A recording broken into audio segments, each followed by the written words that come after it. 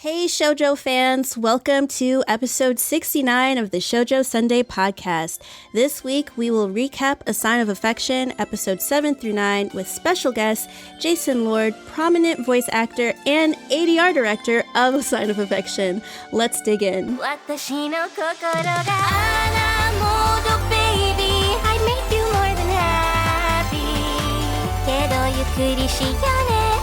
freeze, go chewy. できるかな handle me. 高すぎカロリー、シュガー以上甘い。Feeling with you next to me, baby. おかわりね、仕上がれ。 Okay, hi Jason. Hey. We're so honored to have you on our podcast. Yes, hi. I was saying, thank you so much for inviting me. I love talking about this kind of stuff, especially when it's like looking at really interesting shows like, Sign of Affection, which is really fun to work on. So I'm excited to sort of discuss with you guys about it, and hopefully everyone will enjoy some of the things we talk about. Yeah. For the very few who do not know who you are, could you explain who you are and how you got into voice acting and also directing? Sure. When I first got, I should probably say what I do right now. So currently, my name is Jason. I am an ADR director for Crunchyroll, which is the leading streaming and localizing platform for anime currently. I love them. I'm a little bit biased about that, I would say. But, essentially what we do is I'm in charge of guiding the English voice production of shows that come through.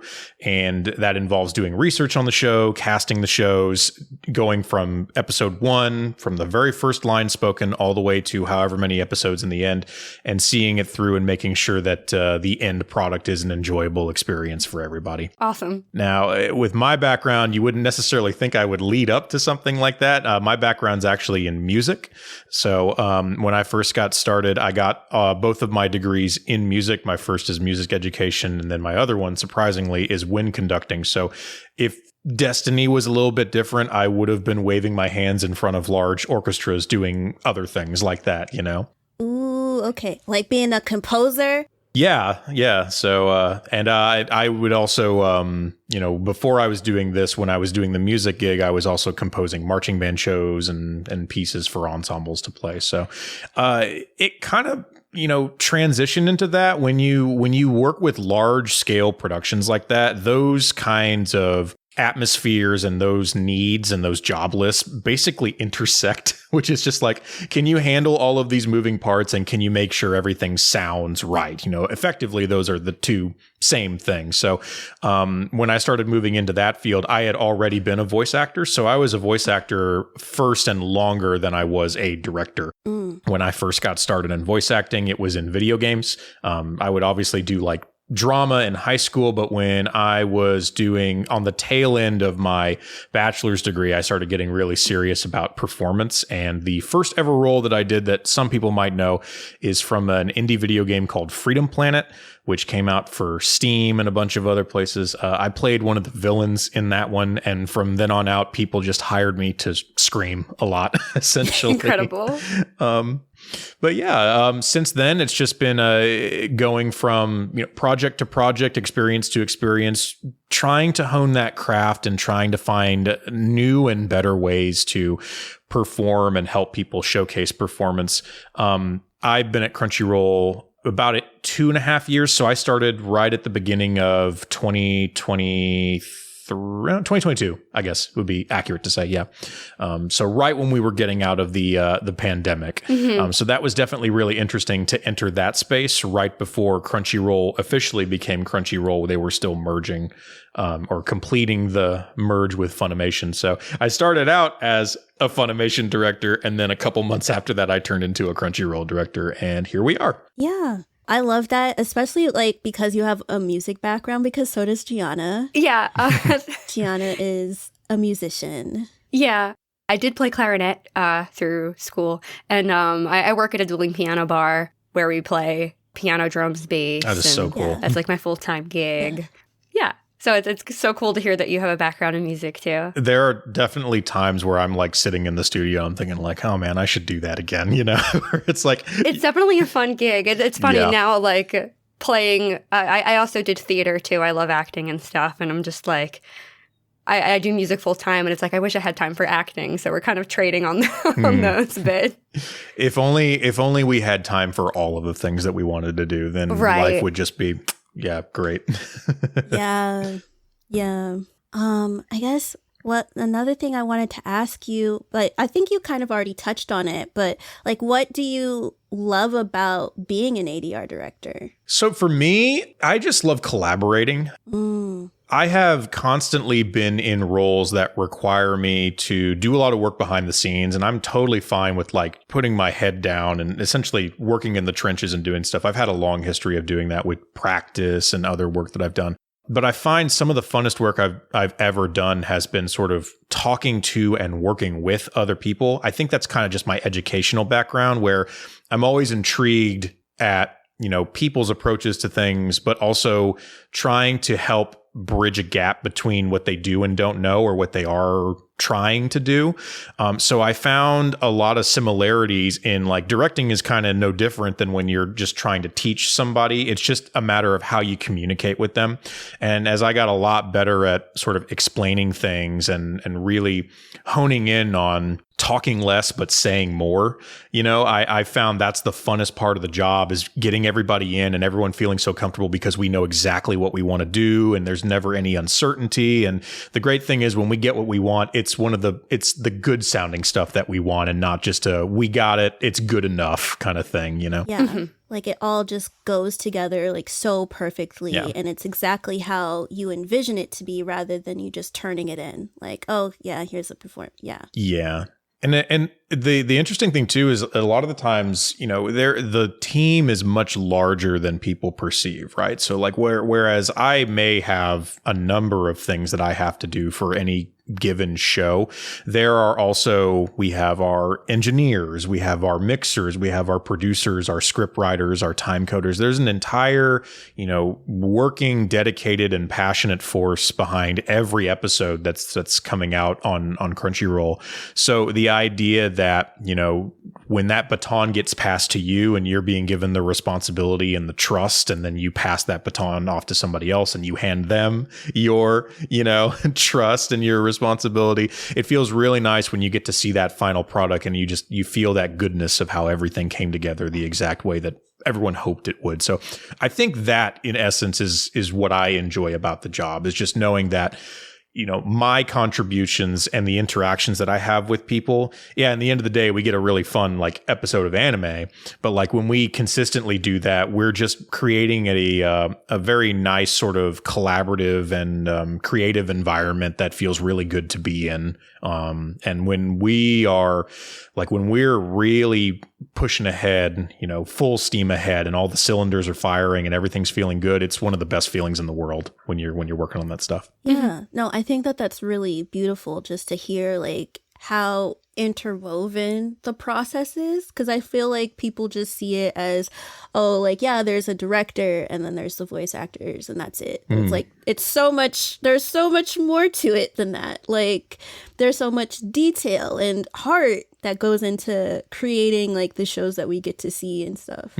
So yeah, I think in general, like Giana and I really just admire, I mean, of course we love the shows and everything, we love the end product, but just the amount of work that goes into creating it, like we appreciate that so much.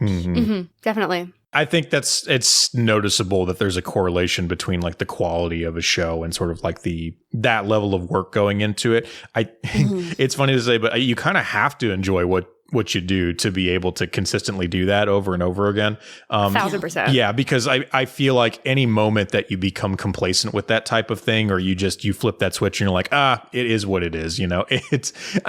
On some level, on very microscopic levels, sometimes that happens and it's okay. Like someone gasping or someone making like some innocuous sound, right? But like the idea of really honing in and making sure that we honor the spirit of the show that's being given to us, but making sure it's accessible for a different language a speaking audience. I think that's, again, the collaboration of making that happen, I think, is the funnest part of the whole job for me, as far as, being a director, because I'm the one who talks to them the most out of everybody. So I think as long as, like I said, as long as we're having that vibe and everyone's having a good time, we feel like the work is being done and it's good work, that's the most enjoyable part for me. I do want to say, I feel like the A Sign of Affection cast did an outstanding job with the dub. I know that is also because of your help with directing. Like, how do you feel about how everything turned out with the show? I thought it was great.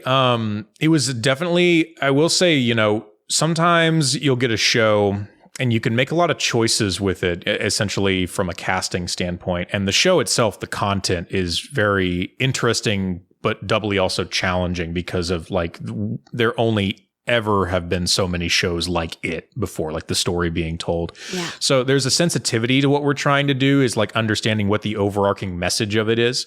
But then, we could also drop it into those categories that we do for anime. So obviously for y'all's show, it makes perfect sense that it's on Shoujo Sundae, right? So, Yeah. But I think it touches on some really heartfelt, intimate topics. And when you approach that, and you want to find the right people to be able to tell that story, there's a certain level of, let's say,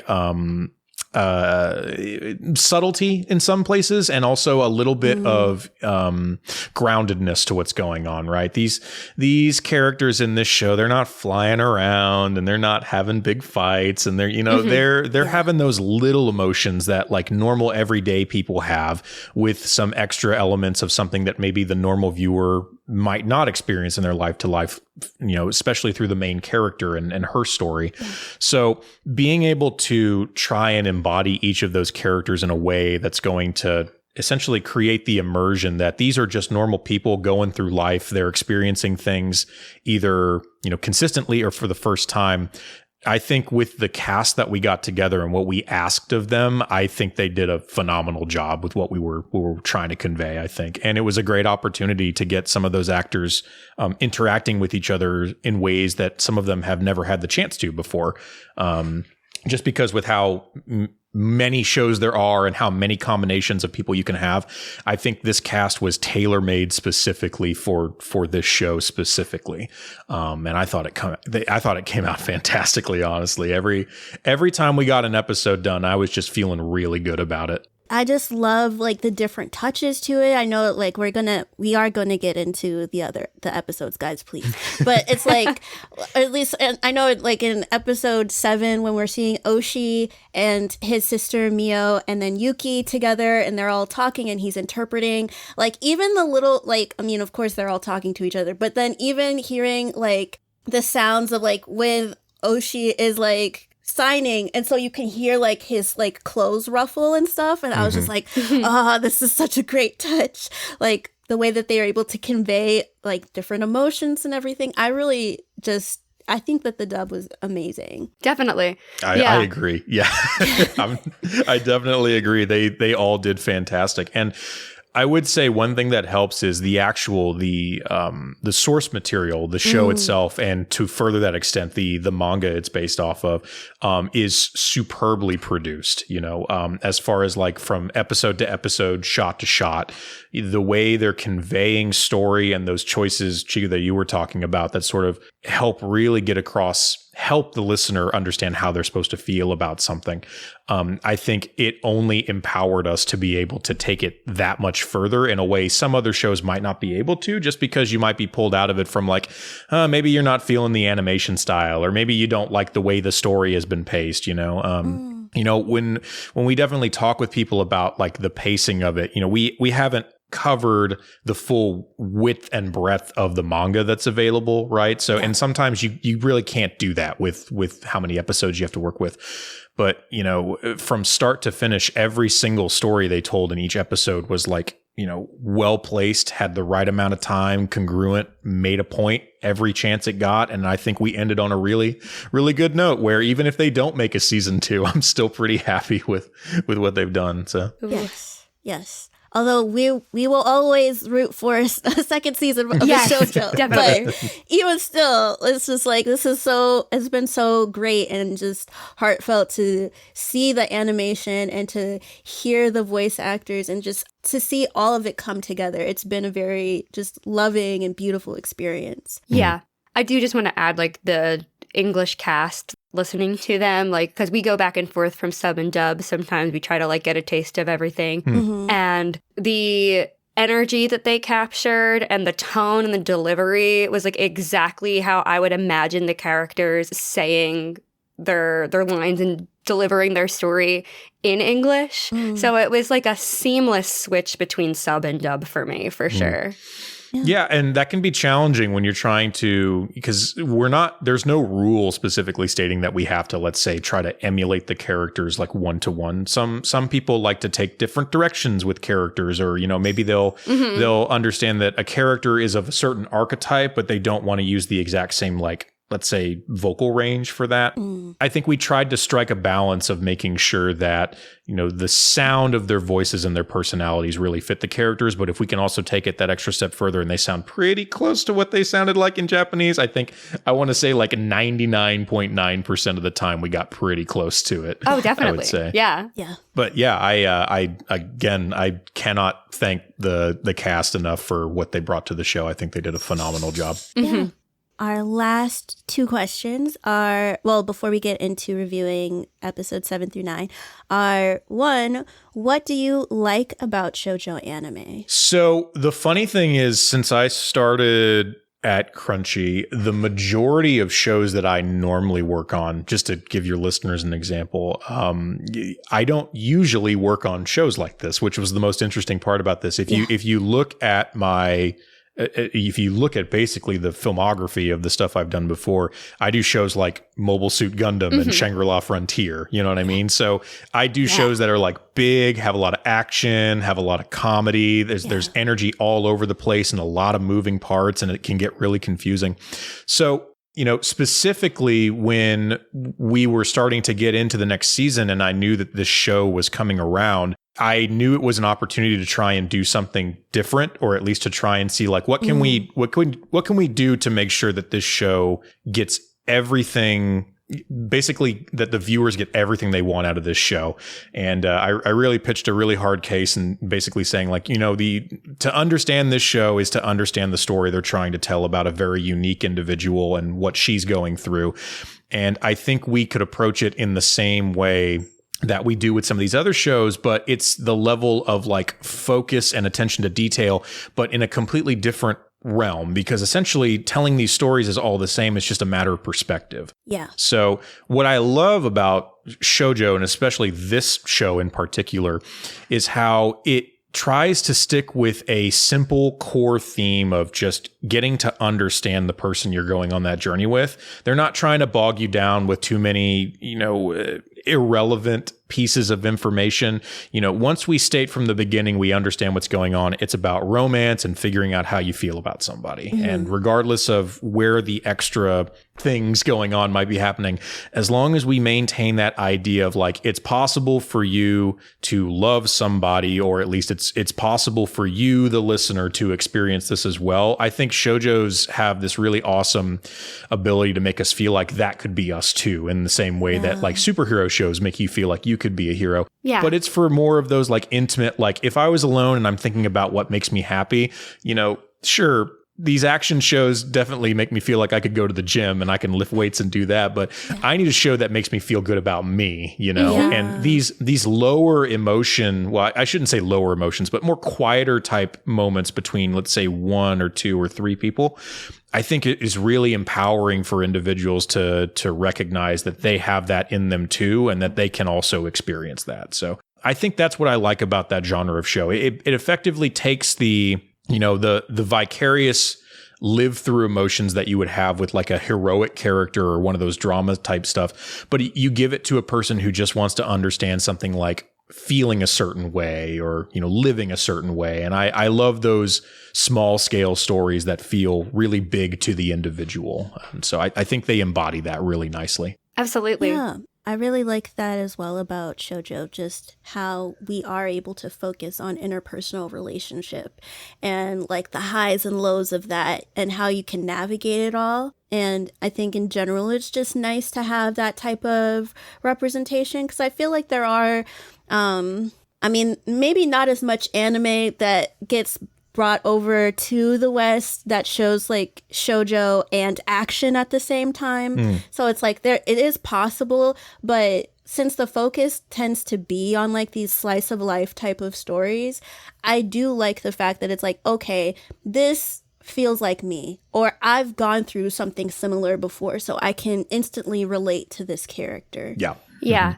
Yeah. Like I love a good fight scene. You know, I love My Hero Academia, and I can think about a few of those fight scenes that I really enjoy. But I remember more of like how I felt watching like Toru Honda and Uo and Hana becoming friends for the first time, and how that made me feel, and like my perspective on friendship and thinking about those like introspective things. You know, those things make a deeper impact on me than like as cool as a fight scene could be, and as much as I love it and can be proud of my hero for getting it done. There's something about those intimate scenes between people that like really sit with me for like years after watching.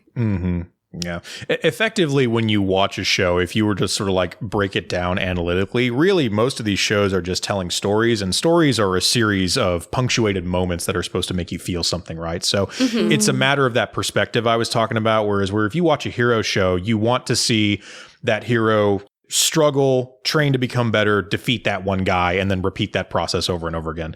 But with the shoujo, the perspective is that, no, we want to experience someone having these pivotal moments of, I just met someone I like, I feel a certain way about them, oh, they like me, how are we going to make this work? I don't think we can make this work, but then we make it work. You know what I mean? It's effectively all those points that you want to check off where you feel like, I feel like at some point that was me. So it is possible, you know? Yeah. And then the last question we have, I guess, but I mean, I think we've been talking about this the whole time, but it's just like, what are your overall feelings about A Sign of Affection? I love it. It's, you know, when I first started reading the manga to get ready to prepare, I think the story itself is just so genuinely unique, and that's what I love. I'm one of those people who's eternally curious about things, but I'm also wanting to make sure that, you know, there's always a story to be told. And when there's a constant deluge of, no offense, a lot of samey type shows that could come out where you could effectively swap one for the other and you get the same feel. They are telling a really unique story with the veneer of a shoujo around it. You know, if we're really being honest about A Sign of Affection, which is one unique, hard of hearing individual's journey through romance in the way that she sees the world.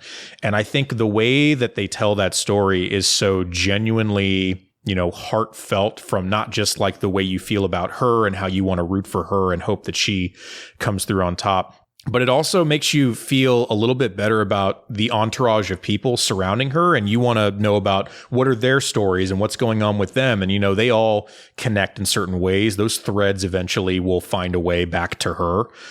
So the way the show makes you feel, not just for the main character, but for everyone in her orbit, and also just that very specific storytelling about a unique individual like her, is just such an endearing story that I would take 9 times out of 10 over the average thing coming out, you know, each season, where, yeah, it's two people in love, maybe some wacky hijinks ensue, but this one is particularly special in a way that I don't think others will really be able to be. I don't think. Yeah. Like, I think just how it was animated was so beautiful. I think just being able to see Yuki's perspective and her being deaf, but then also, like, just because she is doesn't mean that she can't experience the world or can't experience other types of relationships. And so it's like being able to see her grow, like, as this person that's like trying out these new things and it's really intrigued, but then also at the same time feeling safe, I would say, feel safe in her experience, because I mean, so far, at least up to episode 9, it's not as if we've had to deal with anything like truly averse, or I guess like full on ableist in the sense like, okay, well, Yuki, like, you can't do this. Like, I mean, the closest we've got to it is just like her applying for jobs and then it's like not panning out. Yeah. Yeah. That actually kind of hurt when we were going through that because I was watching that, and that's where you get those feelings like, oh, come on, she's perfect for the job. Just give her a you know what I mean? Yeah. You get that same feeling with the protagonist that you do in that. Yeah. And Yeah. But I mean, I think I love how the story is like unfolding and stuff, and it's not we get to experience certain like conflicts that she has, but it doesn't necessarily have to be full on trauma. So Yes. like my comparison would be A Silent Voice, like that movie and stuff, where the lead character was also, or at least the female lead, she was also deaf. And then it's like coming to terms with her interacting with her former bully and then them becoming friends and sort of being more, but then you kind of get to see like how much pain she went through and how sad it was. And so for this to just be like, okay, we're technically going over a similar experience, but we don't have to full on get into that level of pain. We get to still see Yuki be so poetic about life and how she sees the world and what she hopes to do. I just really love that about A Sign of Affection. Yeah. Definitely. I think on a base level, if we were to look at like what is I know we have that for each episode. What's the defining theme? But really, a sign of affection, if you look at it, like what's the point of the story, is effectively how people communicate, really, both in like a literal, but also in sort of like a subjective sense, you know? So we're getting constant snapshots between how different people from different worlds choose to interact with each other and how they use that or learn how to effectively communicate their feelings better to each other, which in each episode we get an example of someone learning how to sort of better understand someone else or to be better understood. Yeah. You know? Yeah. Okay, well, let us get into the recap. So we'll start off with episode 7. Let me introduce you to my girlfriend. Here's our soft serve summary. Itsuomi is away on his trip, and Yuki is left trying to come to grips with their new reality. I've been loving these summaries. They're just like to the point, but it's like a lot happens. Short and sweet. A lot happens, but I'm okay with it. Yeah. But yeah, getting into theme. So, Jason, what is your theme for episode 7? So when we started getting into this episode, obviously one of the big things that I guess we talk about how Yuki doesn't really have to endure a whole lot of, I don't want to clearly say this, but maybe for her it might be challenging, being away from Itsuomi for an extended period of time. You know? So he likes to travel, he goes on his trips, so we get a chance to see what she gets to do when he's not with her, and obviously he's not the best communicator in the world. He'll send you, like, you'll send him a block of text and he'll wait 4 days and then go, okay, you know? It's like, that's kind of the way it works.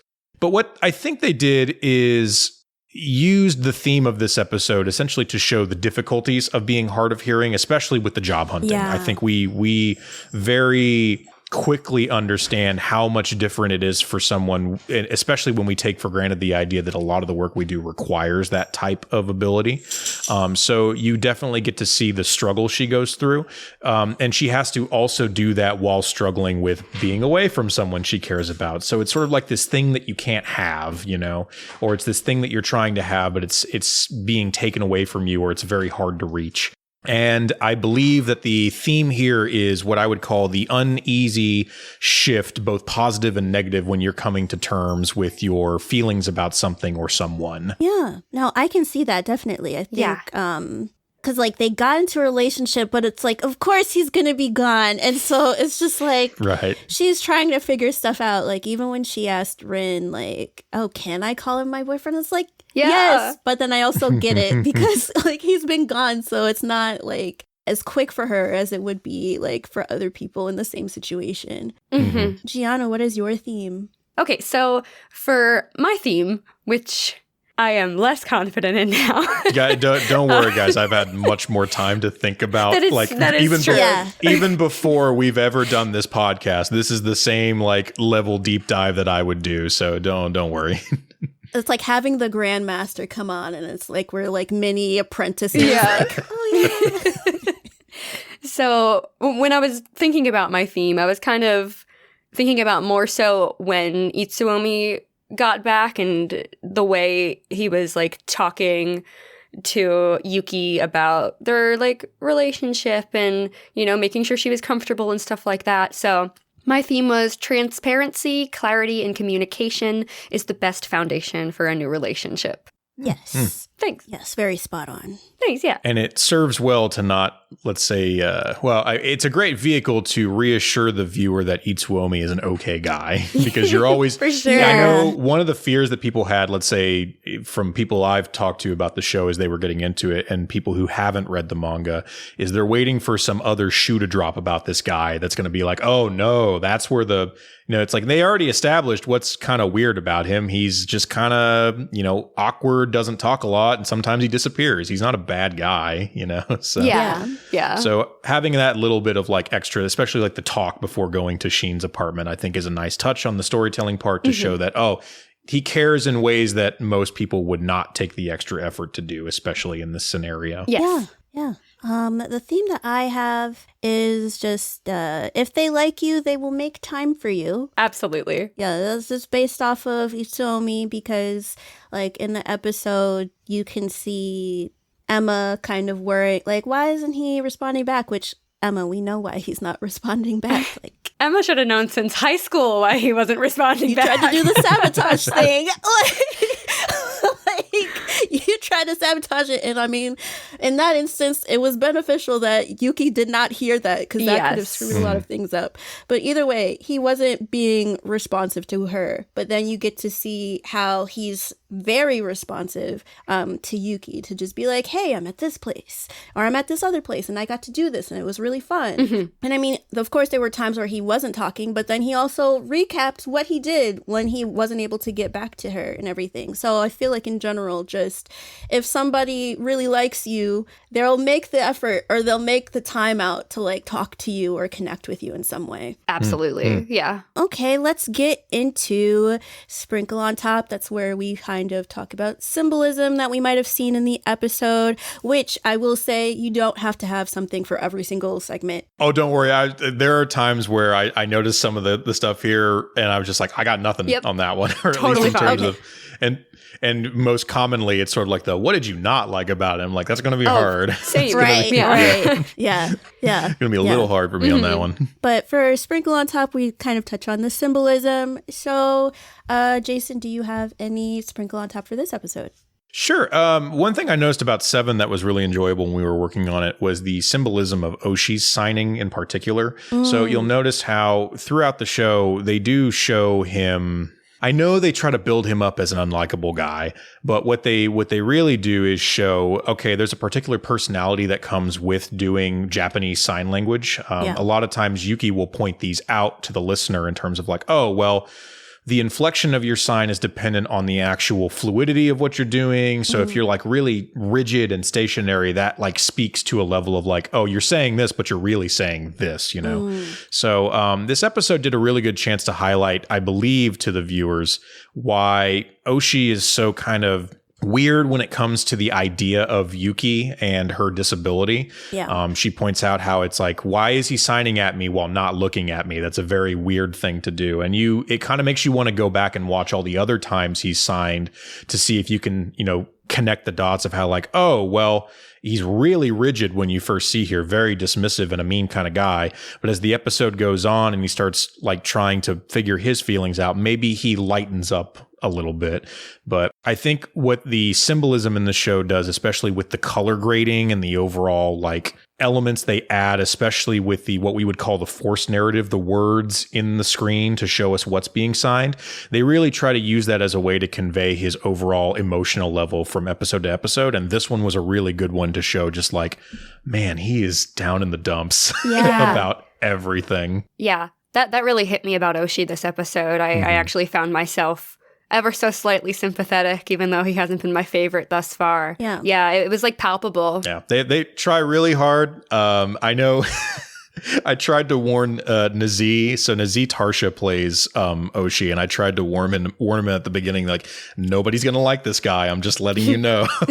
He kind of gets a little bit better, but just But I think he understood the assignment in that he's really just a frustrated young guy who wants to figure out what he wants to do with his life. And so that manifests in, let's say, very standoffish, aggressive type of behavior. And the show uses his sign language to hyper-emphasize that for everybody else. Yeah. Mhm. Like, I think in general, at least how I saw Oshi is like he comes off pretty gruff. Yeah. Especially in the beginning, like it's when he's signing, which I felt like, oh, okay, that kind of it fits his character. So it's kind of like the way that he signs and possibly how it sounds to Yuki actually fits his facial expressions and how he's acting or like responding to her. And then here it's just like, okay, he's not as secure. And now we get to like see that, like not only from how he responds to his sister, but then in his insecurity and talking to Yuki about Itsuomi and stuff. I have wind chimes are the sound of love. They don't really have to be. It just, like, at least for this episode, I was just like, ooh, it's nice. Like a little tinkling sound. Yeah. I don't know. I haven't, we used to have wind chimes like at my childhood home. So it was just like, oh, okay.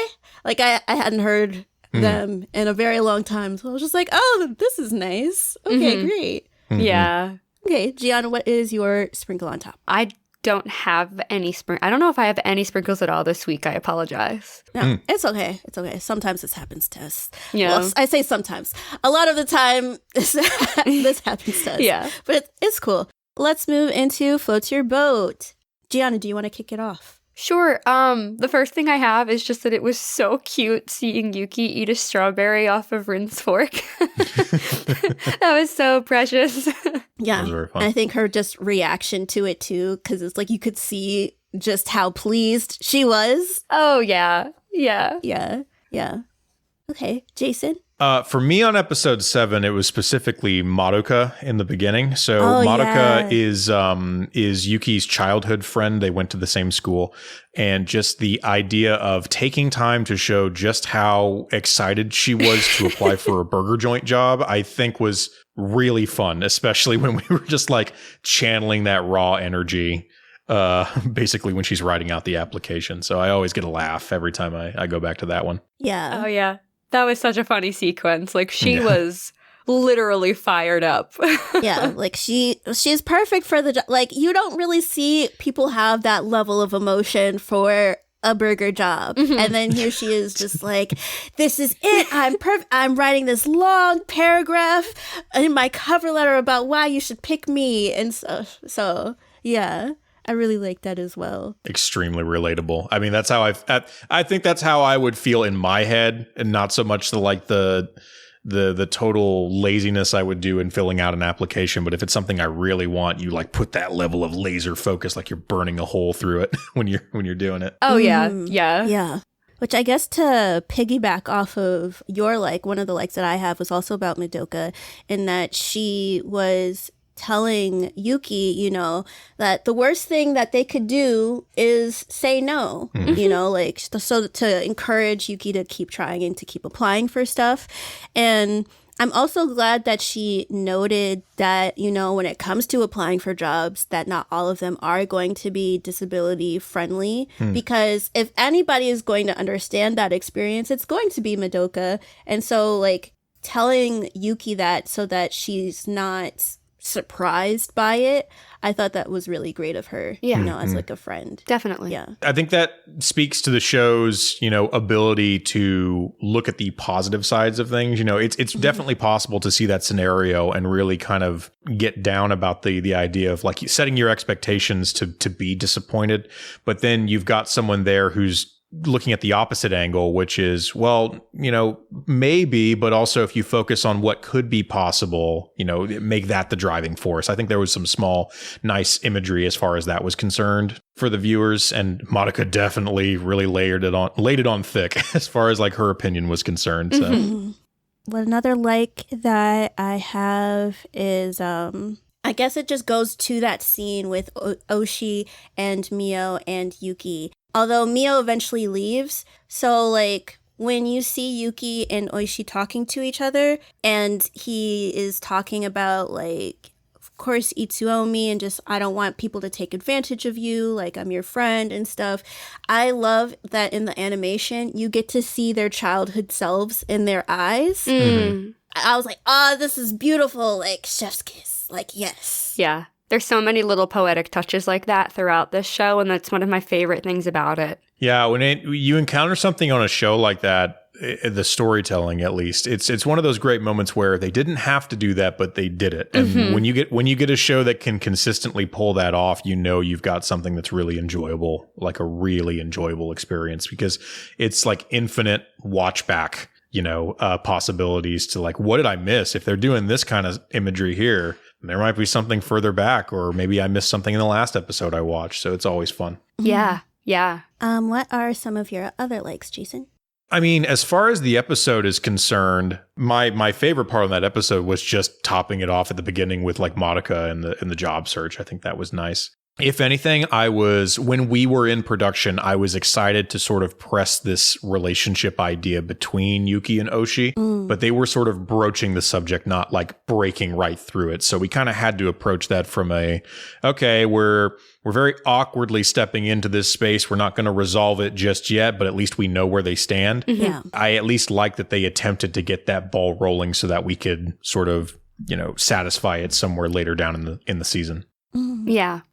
Giana. So the next thing I have is actually going into your theme, Chika, when Itsuomi tells or requests a sign video from Yuki, and her response is, "Do you have the time?" And the audible gasp I let out at "I'll make time." Yeah. Oh my goodness. And I had wrote basically what your theme is. Like, when you care about someone, there is always time to be found for them, no matter how brief. I just love that so much. I loved in that scene too, like how she was also just talking about how, she needs to like put her makeup on and get ready for it and stuff too. I thought it was like a really like sweet touch and stuff. I think he would have liked it regardless, but oh yes. Yeah. I think that it was just really sweet to like see how this all unraveled and stuff for Yuki, because I think for this to be her first relationship, and then it's so open and just transparent in this way and healthy, like it was just really great to see. Yeah, basically it's like that whole text conversation is a big chunk of My Floats Your Boat. When he's talking about, kind of addressing the fact that they are in a relationship. He's like, it happened so last minute, but like, here's to a good relationship. And it's kind of funny that happens over a text message. But, just the fact that he's thinking about her and the relationship in the middle of his travels. He's so very passionate about traveling and immersing himself in other cultures. And there's still room in his heart for Yuki and their new beginning is just really, really sweet and endearing to me, and that he wants to take the time to just reiterate how he feels about her, even in the midst of all of that. Yeah. And then open up her world too. Yeah. Or at least that's something that she also talked about, is like, even though she's still like in her neck of the woods and stuff, like she's able to see so much because he's traveling. And it's like she has a little part of that, or like her own like little window into, oh, this is what the outside is like in all of these different places. I think some other likes that I have, I will try to round them up. One, I really love the animated hydrofacial. So that was from Emma's scene. I love a facial. So when I saw the two, I was like, I know that tool. I know it. Okay. So it was great to see that animated.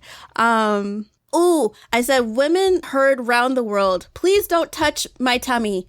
No. Please. No. I wrote hard agree in all caps. No, I think in the last episode, that was a thing. I was just like, okay. It's like, I love you, Itusomi, but no. No. I get that. Like that's something way back when. That's like, I've had that encounter with my wife before. So Yeah. I totally get what's up with that. I just think what's really funny is how they have to like, I hope I'm not making any trouble by saying this, but please don't do this. And it's like, oh man, now it's like you understand how like weird it is when you're feeling some way about someone, but you want to like address things in a healthy way, but you're worried that they'll be misinterpreted. Yeah. But then to have that moment where it's like, okay, cool, I get it. You know? Yeah. Yeah. Oh, for sure. I mean, his response was, can I touch you elsewhere? I was like, Right? Itsuomi. And then he adds, I'll take good care of you. I was like, Itsuomi. I was like, we're adults. I love this. Right? The smoothest young man. Yeah. Like, I think Yuki, when she was on the train and then she was just so happy to be in her relationship, and then suddenly we're in the middle of like the sky in the sunset. I was like, okay, Cloud9, Yeah. here we are again. Absolutely. It looks really pretty. Like, yeah. I loved how poetic she is in general. And I guess, of course, I have other stuff. The moment. I have the moment, the moment between them. Yeah, I have one more right before the moment. Okay. Just the fact that she was like, I wish he would appear right now. And then it's like, all of a sudden, where are you? I'm back. Want to get lunch? It's just the perfect timing. Yeah. And then we get shoujo bubbles. Yes. For her excitement at his return when she's going to meet him. And she's just like, I really love that. I love the use of the shoujo bubbles to kind of show her elation and, you know, her just kind of like bubbling up, if you will. Mm-hmm. I think what's funny that you mentioned that is if you look for visual cues in the show, if you're familiar with so one thing that the show does do really well in relation to the manga is that the characters wear different wardrobes. Mm-hmm. So they stay pretty accurate from the chronological order of those things being worn. But another huge like theme in the manga is color. Yeah. So you'll notice that when Itsuomi and Yuki are having one of those intimate moments, they usually try to work in some type of mixing of colors in there, almost like to show like their different communication styles are being experimented with and they're mixing and they're matching and they're trying. So usually when they have one of those really impactful moments, they will go to one of those, let's say, liminal spaces or sequences where they really try to show visually what's happening on a grander scale.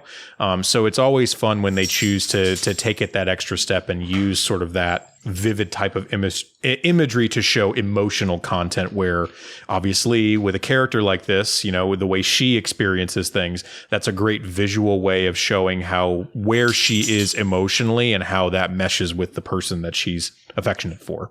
Yeah. Mm-hmm. Yeah. I love seeing that. Like when they have the different watercolors come up, and of course, like he's the blue to her pink, and it's like they're coming together. Mm-hmm. It's a little starry and reflective. It's just like, yes. This a lot of small detail. Like I said, they didn't have to do these things, but they take cues from the source material before the anime production, and they really try to convey that in a very unique way, I think. It's always fun to see it when it happens. Yeah. Yes. Yeah. I think it really enhanced the scene. Jason, do you have any other floats your boat before we get into the big scene? No, I think I'm good.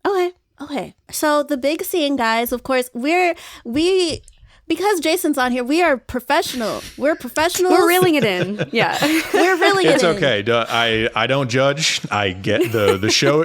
The show exists for a reason, and those moments are there for a reason too. So feel free. Mm-hmm. Yes. No, because the thing is, like, I will still be a professional because, like, I could get kind of unhinged, but it's okay. You have my permission to gush as much as you want about it, because that just means it worked. So Yuki is on the train, and then Itsuomi's like, "Where are you? I'm back." And then she's like, "Oh, great," because she was already thinking like, "Oh, I miss him. When is he going to be back?" Mm-hmm. Then she runs to like the train area, and then there he is. And so what I loved about it is that because she was so excited, she started like jumping up and like waving, which I feel like that's kind of reminiscent to like when they first were like talking to each other, and then it was like snowing and stuff, and she was just so excited to talk to him. So I was like, oh, it's like a little mini callback. Yeah. And so of course it looks as if he's asking for a hug, so I'm just like, ooh, yes, physical contact. We're gonna get hugged today. Right. Great. We're starting slow. But it wasn't. It was a kiss, y'all. Yeah. Oh my God. The difference between Gyu and Shu, as far as reading lips are concerned, yeah. Mm-hmm. Cause like I was not ready, so like I was very fully like in my like Yuki era, and Yuki, she was just like, what? Wait, what? Wait, It's a kiss. In episode 7 in a shoujo, because like usually they'll like drag it out until like the finale, right? The last 10 minutes of the show, like yes. I mean, already the ship was sailing because they were together and stuff. But then I was just like, yes, kiss. Let's go. Kiss, fall in love. I like, yes. Absolutely. Oh my gosh. I just wrote, like, stop, this is so funny and the cutest thing in the world that she misread his lips. Like, oh my gosh, that's so precious. I mean, it took my breath away. Yeah. I wasn't expecting a kiss in that moment, and it was just so sweet. It was so sweet. Yeah. I think that the way you guys describe it just shows effectively how, like, the viewer sort of puts themselves in Yuki's shoes, like the level of shock that happens when because you don't expect that to happen. So it's really effective in terms of like, well, okay, now, yeah. So not only is the show showing you just how shocked she is, you sort of feel that through her as well, because you're in this, you've been along with her, 7 episodes in, and you're thinking in your head, oh, I'm an avid shoujo watcher. There's no way they'll do something like this. And then they do that. So you respond in kind. So I definitely think it's a fun moment. Oh, yeah. Yeah. Like I fully got into it too, because like it wasn't the same for me. Like I didn't do a mental rewind of what scenes happen and stuff. Like for me, I think one of the times where I got kissed, it was this like outer body experience. So it's like, okay, the kissing is happening, but then Chika's on the other, like spirit Chika is on the side. Like what? We're kissing? What? Okay. It's like you gotta be the sports announcer for your own play-by-play. Oh my God, yeah. But just to yourself and nobody else. Yes. Mm-hmm. Yes, very much so. Like, to be in like the spirit even of like soccer, because my family loves soccer, so it's just like goal. Like, yeah.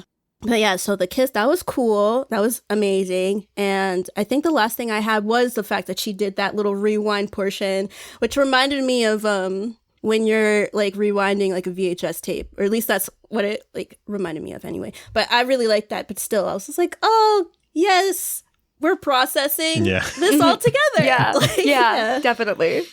Okay, Giana, do you have any more floats your boat? I have just a couple. They're all really quick. I can just run through them really quick. Okay. I thought the soba date was really cute. The way he was recommending food to eat, and he orders for both of them, and he shows her that he's been taking the time to learn more sign. I really, really liked that. Yeah. The fact that when he wants to introduce her to Shin, he says, give me, like, squeeze my hand if you want to leave at any point. So that's like kind of giving her like a safety thing. Sometimes couples will have like, a text that they'll send each other to like, let's get out of here or what have you. So like to give her that is really, really considerate of her feelings. I wrote sober Shin is hot, and then we're going to glance over that. And then him just saying, this is my girlfriend. So cute. So cute. Just love to hear it. The word come out of his mouth, Mm-hmm. All good moments. Yeah. Because it's like, she was getting used to it. And he is just like, yep, that's what she is. It's my girlfriend. Mm-hmm. Proudly. Mm-hmm. Okay, well, let's move into Banana Split. Okay, so what I have for Banana Split, one, not that I was confused about it, but more so like Yuki being really excited to get a job so that she could possibly go traveling with Itsuomi. I was thinking about the cost for a passport because that also costs money. So I was just kind of like, okay, like I'm glad that she is really excited and that she wants to get this job and so she could start seeing the world just like her boyfriend.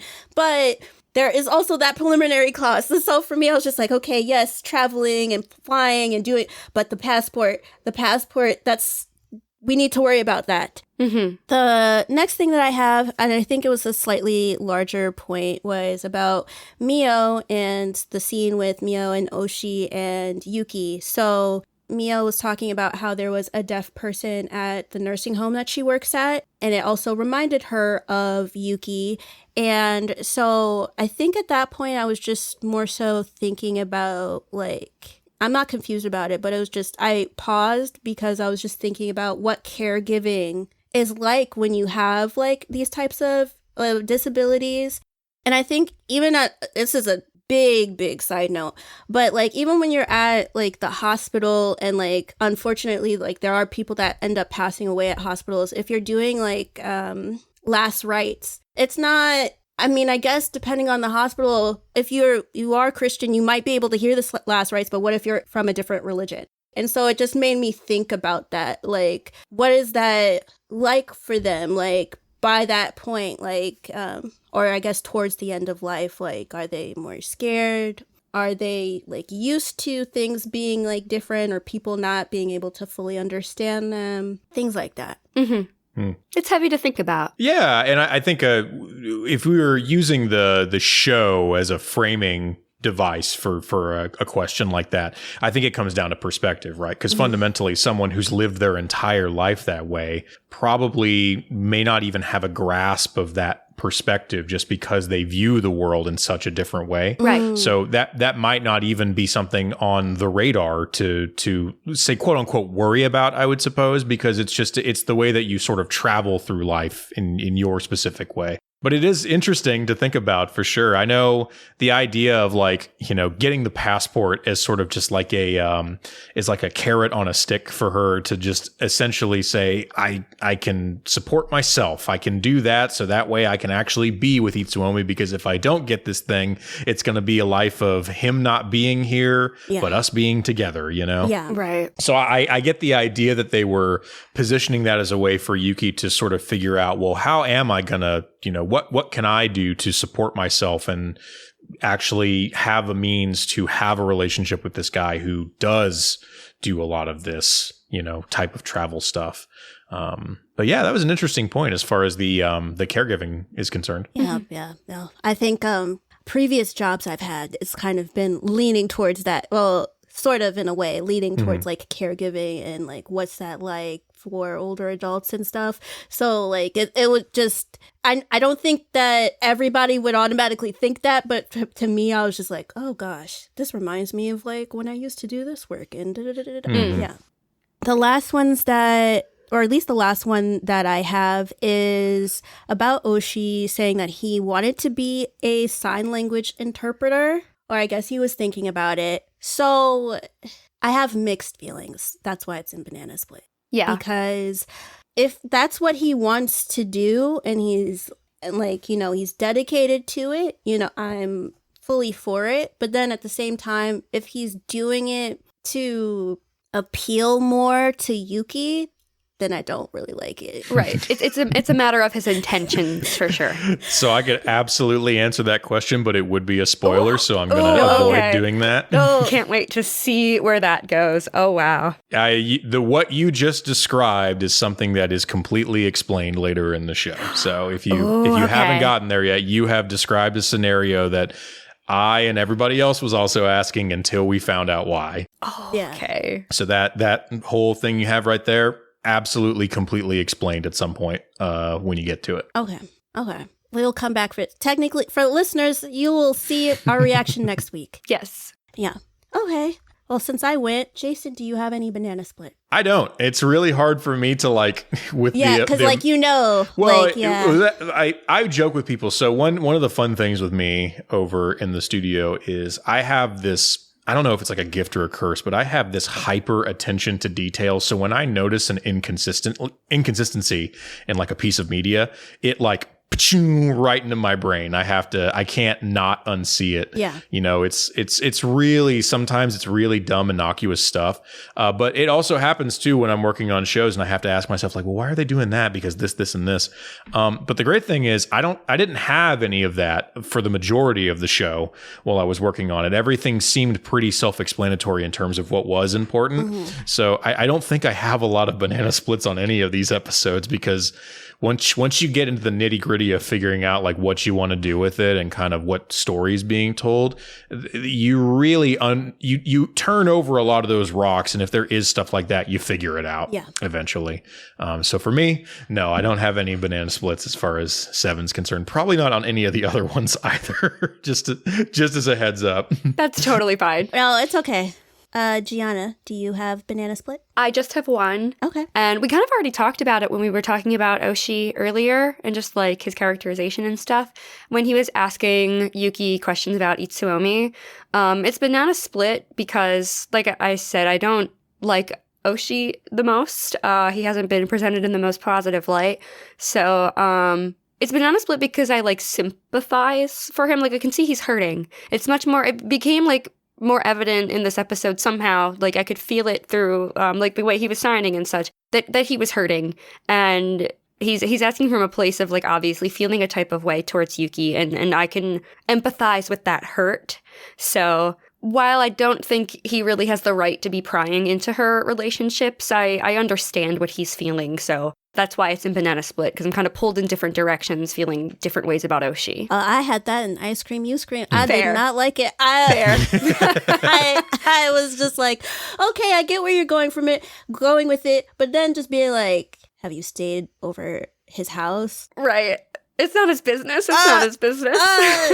Why do you need to know this? But I mean, she answered anyway. But I was like, why do you know? Right. No, that's weird. Like, that's not a childhood friend type of question. Like, No. It's really easy when you see that character to want to just tell him to go kick rocks because that's the way he's presented. But I think the more you start, you see those, like I said, those outbursts, those manifestations of his frustrations. And I think less of like a hateable character and more of like, okay, maybe it's more that he's just really interesting and we don't know a lot about him. And he's trying to find, ironically, he's trying to find the right words to get it out, but he just can't because he's just immature, you know? yeah. Yeah. But yeah, there are moments where he's just like cruel for the sake of being cruel for no reason whatsoever. Yes. There was I'm gonna assume you guys have seen the previous episodes too. But we got to the part where she was heading over to meet Itsuomi at the laundromat, and not once but twice throwing packs of tissues at the back of her head. We thought that was a little overkill, but funny. Definitely funny, but a bit overkill as far as like friends are concerned. Mm-hmm. Yeah, because it's like you were just telling Rin, like, oh, you need to tap her so that she knows that you're talking to her. And then here you are throwing things at her head. Right, like don't sneak up on her or touch her unexpectedly, but I guess I can throw stuff at her. Yeah. good for me, not for thee type mentality, yeah. Mm-hmm. Mm-hmm. Mm-hmm. Does anyone have anything for Rocky Road, Hot Fudge, or Nuts? I just have one Rocky Road. On my little list here, we've basically covered everything in between, so. Okay. My Rocky Road isn't long. It's just I was sad watching Yuki have a hard time finding a job. Yeah. That's hard. Surprisingly relatable though, you know, for a lot of people. It is. So it just makes you wonder how much more difficult that can be when you kind of take for granted the critical faculties that you were born with that maybe someone else might not be. Mm-hmm. So it's definitely interesting to sort of see that with that extra knowledge, knowing like, okay, wow, like she's probably great for all of these jobs that she's doing, but there's one thing that's different from her than everybody else. And I think that's a terrible thing to sort of bar her from being able to do that, you know? Yeah, absolutely. Because I feel like to know her is to love her almost. So yes. Oh, goodness, yes. So for Ice Cream, You Scream, the one I have, it's about Itsuomi. Oh, okay. So I feel like it's rare. Ooh. So when it came to Itsuomi asking if Yuki wanted to meet Shin, and then she was just nervous because of the fact that she's like deaf, and so that's going to be a conversation of explaining that to him. And then Itsuomi responded like, oh, like we don't have to do it, you know, like forget about it. And I know this is going to be a personal thing for me. I really hate when I am put in situations like that. Like, I think if you're having a conversation about something and then it's just like, I'm not as confident, or I might be slightly insecure about it, I think it could still be overall a discussion.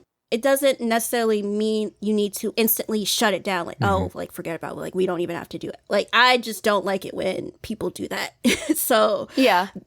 So that's why I had it in Ice Cream, You Scream, because I was just like, no, like she's just expressing that she's a little insecure, but it's not like she doesn't want to meet him. Yeah, I think I interpreted it more of him giving her the option of no, or just like we could do like whatever you're comfortable with. But I can see what you mean. I would say, yeah. Oh man, I have to think what episode it was, but the way what you're describing there, Chika, at some point Itsuomi actually does explain why he approaches Yuki in that fashion many times. He has a conversation in the future with Kyoya about it because Kyoya tends to pry. And he gives I would say in my perspective, he gives a really good reasoning as to why he chooses to sort of approach each of those subjects in that way. And it has a lot to do with just who she is and how she views the world, you know, sort of understanding that perspective. Yeah. So I think it's just the testament of good, like setting up storytelling to be resolved. I think it's good to feel that way about what you're experiencing in episode 7, because later on, that very thing you're talking about is going to be explained by the man himself, and then you'll kind of see where he's coming from. Yeah. I will be looking forward to it. So we're catching things. As I'm glad. My favorite part is how you guys, it definitely shows you're avid watchers. But since I know like the show intimately, like you'll mention one of these things, I'm like, oh, just wait. Just wait. You'll see. Yeah. Okay, Giana, do you have any ice cream you scream? I just have one, and it is Emma. Itsuomi already shut it down. Like, you're still sighing at your phone, and you gotta give it up. You should have gave it up a long time ago. If that's harsh, I'm sorry, but no, I see it. Like, I think I probably have her. I think I probably have her in Ice Cream You Scream in episode 8. But yeah, I see it because it's just like, I mean, to me, at least when it came to this episode and she's waiting on his text, I was just like, clue in, girl. Like, you tried to act as if you stayed the night and imply something to his now girlfriend and stuff, and almost tried to ruin this very precious thing that he was building. I'm not going to respond to you instantly either. But no. I think it's funny. We were trying to figure out like what the allegory of each character was to like the thesis of the show, which is how do you communicate like how you feel? And like we talk about how people see Oshi and they're like, oh, he's one of those guys that's like, be mean to the person that you like. You know what I mean? And we viewed Emma as like a permutation of that, where it's like, well, just cling to them and just like deny everything they tell you. You know what I mean? Don't necessarily be mean to them, but just don't like listen to them, you know? So it's almost like each of these, like the most disliked people in the show by, you know, unanimous vote seem to be those two characters, but only because they're different versions of, let's say, a very hard attempt at coming to grips with how you feel about somebody.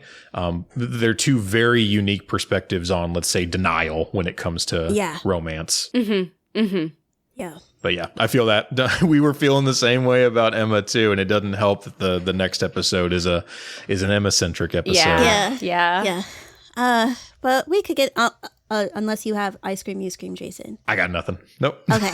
There is nothing in particular I dislike about this show. So okay. Right. As you can see, we're very floats your boat heavy for this too. Yeah. And that's good. Yeah. Our dislikes are just like the writing was effective in me not liking this character's actions. So Yeah. I think the great thing is you guys haven't pointed out anything where I'm like, snap, you're right. It's like, that's not good. You know what I mean? Everything feels like the plan is going accordingly. So, and I'm just kind of wringing my hands and biding my time. Yeah. Okay. Well, let's get into episode 8. One small step. Here's our soft serve summary. Being introduced to Yuki gets Shin reminiscing about his high school days with Itsuomi and Emma. Themes. Okay, Giana, what is your theme? I'm so sorry. I was not able to articulate a theme. Definitely a lot about just like looking inward at your feelings and your relationships with people and like what the right way is to approach that difficult subject. That's the closest I got to a theme, so. Yeah. No, that's fine. Okay. Jason? So with 8 was interesting because we had an extended flashback sequence. But I think in multiple ways, to me, the theme of that episode was facing the fear of an inconvenient reality, which is this guy doesn't like me, but I can't admit that to myself. Or I like this girl, but she likes this other guy, but I can't open up and tell her that I actually like her. You know, we get these moments, and especially in adolescence, where it's like, how do you even go about processing that type stuff? Yeah. And particularly with Shin, which is pretty heartbreaking, is just his inability to just say what he wants to say. Yeah. And it's not like he doesn't have any earth-shattering thing he needs to share. He just wants to tell the girl that he likes her without her dismissing it as a joke, or finding some way to say it in a way that's going to penetrate that thick chrome dome of hers, you know? But yeah, I think in small moments throughout both the flashback and then the very end in Shin's inability to do the thing that he said he was going to do, it's all about just confronting a certain reality and then just breaking through that barrier of just getting through it. You know, it's often we experience those things in our lives and we kind of just sit and stare at them. It's the actual like confronting it part that's the most difficult and can be really challenging when you put yourself in the position in the moment of actually doing it. Yeah.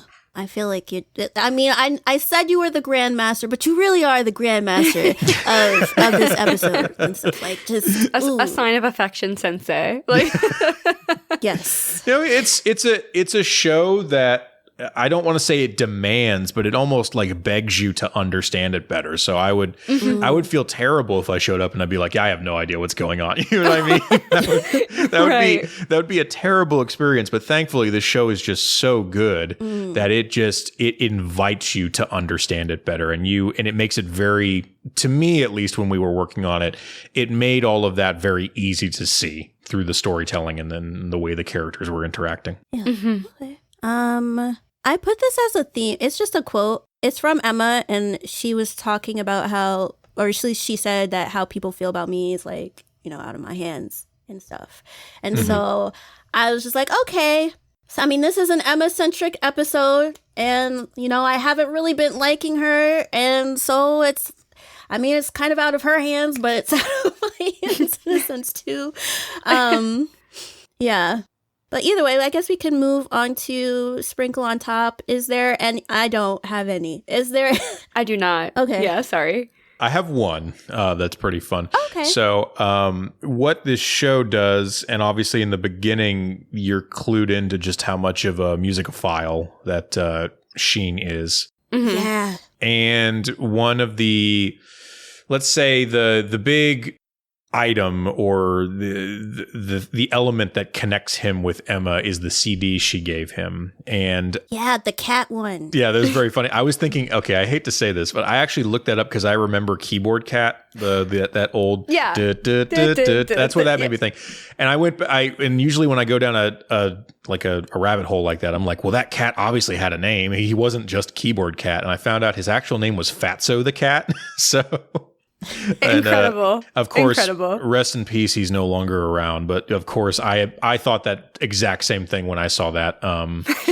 But what the show, I thought the symbolism was really good. It was that the show, I believe, and I may be wrong about this, but the music playing while Shin was essentially listening to the track and finding that he enjoyed it. They then superimposed what I believe to be that piano CD music he was listening to use it as a framing device for the rising tension and the moving of the montage between the characters getting to know each other better.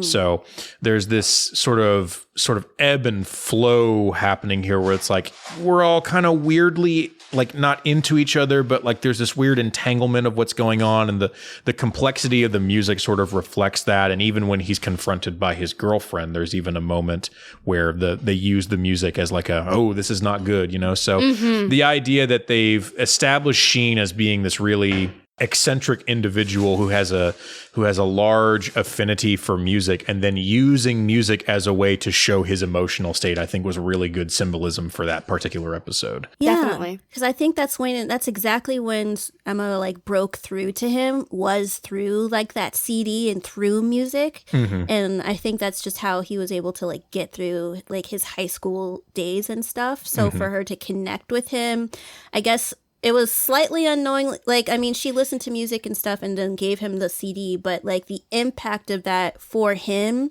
and what music means to him, I think that's like just, okay, this is when it clicked. Like, it's her for Shin. Yeah.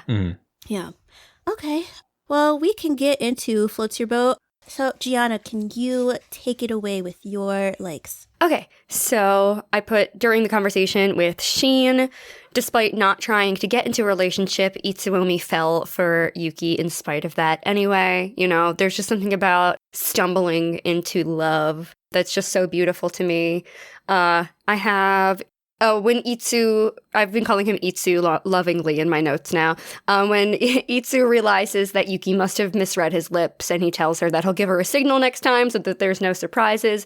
I think that that's just like such a cute exchange, and he's kind of like teasing her in like an endearing way about the misunderstanding because, you know, just such a lighthearted thing. It can be a little awkward to like know when to communicate those things to a new partner. Yeah. And the way that scene leads into like this beautiful, like kind of tense almost kiss. Yeah. When he's like touching her cheek and inching toward her face. It was like a lot of beautiful tension in a really great way. And he like squeezes her like face. Oh my gosh. Yeah, we joked that was the establishing of the pinch, which is the code word for, I don't want. Yeah. Yes. Yeah. Yeah. Cause I was just, and she was like getting herself ready, and I was just like, I see a girl. Pinch. What? What? Okay. I just have 2 more.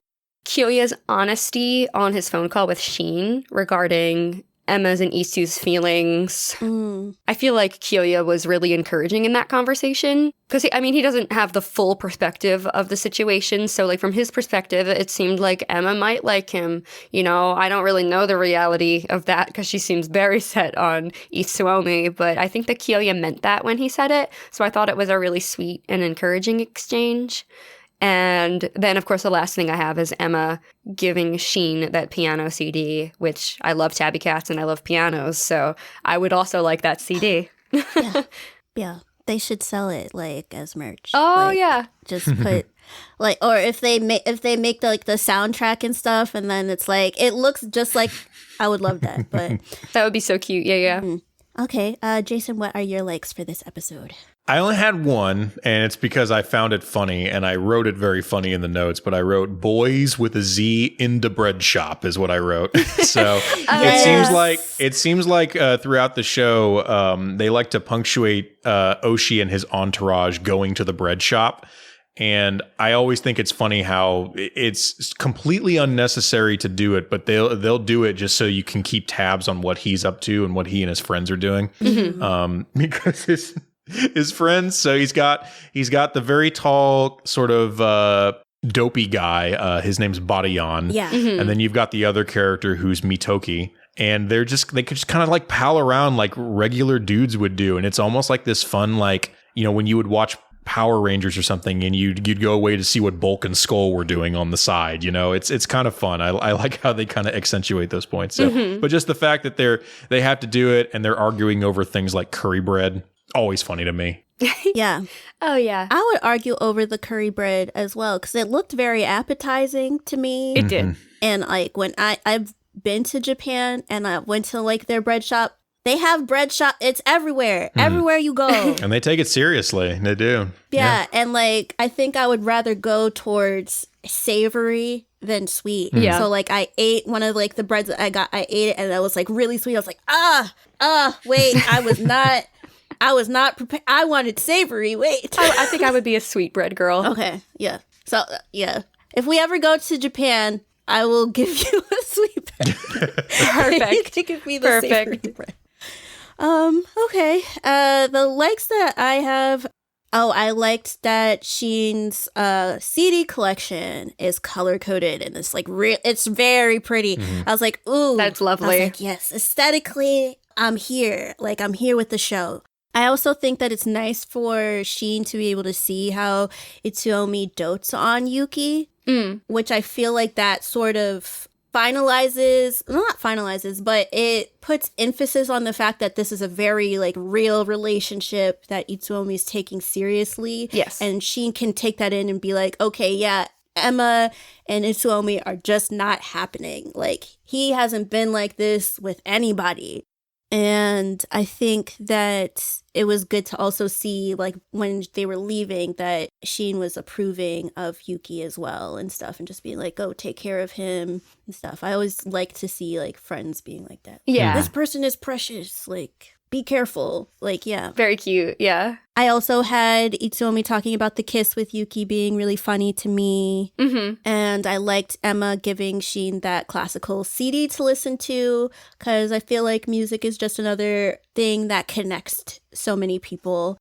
Also, I loved how he did Emma's hair Oh, yeah. as like payment. Yeah. Because then it's just like, oh, okay, like she gave you music, and then to show your appreciation, here's something that's also kind of close to him, but that he could do for her. So I loved seeing like that exchange in that way. And then the last things that I have are Itsuomi encouraging Rin to pick up sign language. Mm-hmm. Because I know that Yuki's generally like okay with doing like lip reading and stuff, but it's just nice to see him advocating for it. And like I guess you could kind of juxtapose that with Oshi being like, I'm the person that talks to her in sign language and stuff. Right. Versus like, here's this other person that's also talking to Yuki in sign language and saying like, hey, you know, like we're really close to her. Like, why not learn how we could, another way to communicate with her that will make it easier. Yeah. Yeah. I love that. And the idea of the sign language boot camp, I was like, oh, this is nice. I like that. Yeah. What a fun idea. And just like a great excuse for everybody to spend time together. Yeah, interpreting that was definitely interesting in terms of like, what do they even mean by that? Right. Yeah. Because at first when he brought that up, I was like, boot camp, like boot camp, or is it going to be like, you know, Spice World where they said they were going on boot camp, but then Victoria was wearing heels in the movie and stuff and like doing the obstacle course. So I was just like, what do you mean by that? I hope it's glamping, or I hope it's like fun. But I think like just the overall sentiment of it, I thought that was really nice. Yes. Yeah. Okay, well, let's move into Banana Split. Jason, I know you said that you don't. Yeah, I got nothing here either, so go ahead. Okay, Giana, what is your Banana Split? I don't have any either, so take it away. Okay, it's me, but it's fine. I think this is just because the timing of when I took my notes, it's like, as the scene progressed, I was like, oh, okay. So at first I was just like, I wish that Itsuomi just told Shin outright that, like, you know, she's deaf. Yeah. But then it's like, he eventually does tell her. Yeah. Tell him. So I'm just like, okay. So at first I had that. Then the question that I have, which I'm sure will probably be answered in later episodes, is like, I wonder if Itsuomi never pursued Emma because he realized that Shin liked her. Oh, that's interesting. That's an interesting perspective. I don't want to say anything about that. Okay. Wow, that would be so complicated. Like the more I think about it, We're gonna find out. It's fine. Oh, that's not me confirming or denying. So I'm It's just in the middle, guys. We're gonna find out. It's a good question. I would say, I guess the best way to answer that, if you want to try and put that mystery together, is think about the guy he is and what you've learned him to be in the last 8 episodes. And I think you can come to a pretty simple conclusion about what the answer to that question might be, possibly, with just how curt and straight to the point he is. Yeah, he just never really liked her, and like he wasn't even thinking about he just never liked her. I don't think that's a spoiler. So yeah, I would say that. Right. Yeah. I mean, we kind of learned that he was been rejecting her since high school. Before, I guess he probably even knew Shin very well, probably. Well, you'll notice in the episode very, very conveniently, he says twice in a row that he's not looking for that kind of thing. So when you have a character like that who very emphatically says that not once but twice, both in the past and the future, when he reiterates he wasn't looking for it, but then he, finds affection for Yuki, I think that leads to a pretty simple answer in terms of just he's just not into her. Right. But not like in a malicious way or anything like that. So yeah, I guess that's not a spoiler because they don't really resolve that later in the show. But like I think through context clues, you could kind of be like, okay, I get it now. Yeah. I fully understand what that's like. Just being like, no. Yeah. Just no. Well, I think this would be the only case in history, really, where it's like, it's not you, it's me. It really is just, it's not you, it's me, Itsuomi. It's what it is. Yeah.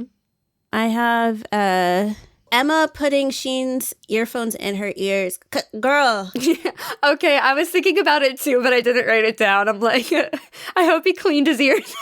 That's pretty disgusting. Yeah. The time of COVID has changed everything. I was like, like, Shin's great. Like, is he sick? Yeah. Do you know? Yeah. Like, I don't know. What if there's wax on it? Like, yeah. Okay. And then I think the last part that I have is about Shin's girlfriend. So, yeah. I would have put this in Ice Cream, You Scream, but I didn't because I felt that she had a point. and I didn't know where else to put it.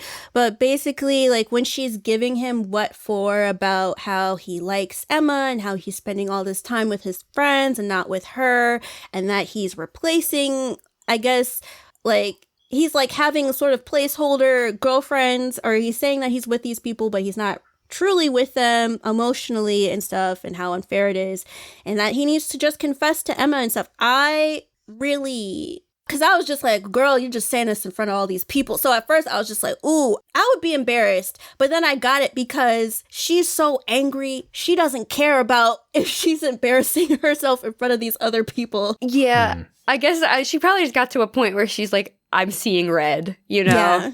Honestly, like the only hot fudge I have is like Shin getting into that relationship. But I want to like jump the gun too far. I can wait till we get there to talk about that. I was gonna say, as far as like really shocking moments, I know with the dub on that one, Morgan Le Ray plays Sheen's temporary girlfriend, even though she's not nameless. But like I tell people all the time, she ate that scene up completely. Oh yeah. And even though she's only there for like 1 or 2 scenes, just that idea of like, yeah, well, it's like just because you're the complacent loner character doesn't mean you can get away with, you know, how that behavior affects the people around you. It's not like a tacit, you know, it's not tacit acceptance that you can just do that and everything's just going to stay the way it is, you know, because you do have to put work in with that type of stuff. And when you're complacent about it, just because you won't be real with what you really want, I think it's perfectly emulated in her reaction to that when it's like, you're going out bowling with the guys again. I knew, Right. you know what I mean? It's basically, that's what it feels like, you know, like, what about us? You know, Yeah. made you a whole lunch and you're not even gonna, you know, so it's just, I totally get that. And I think it was well placed for sure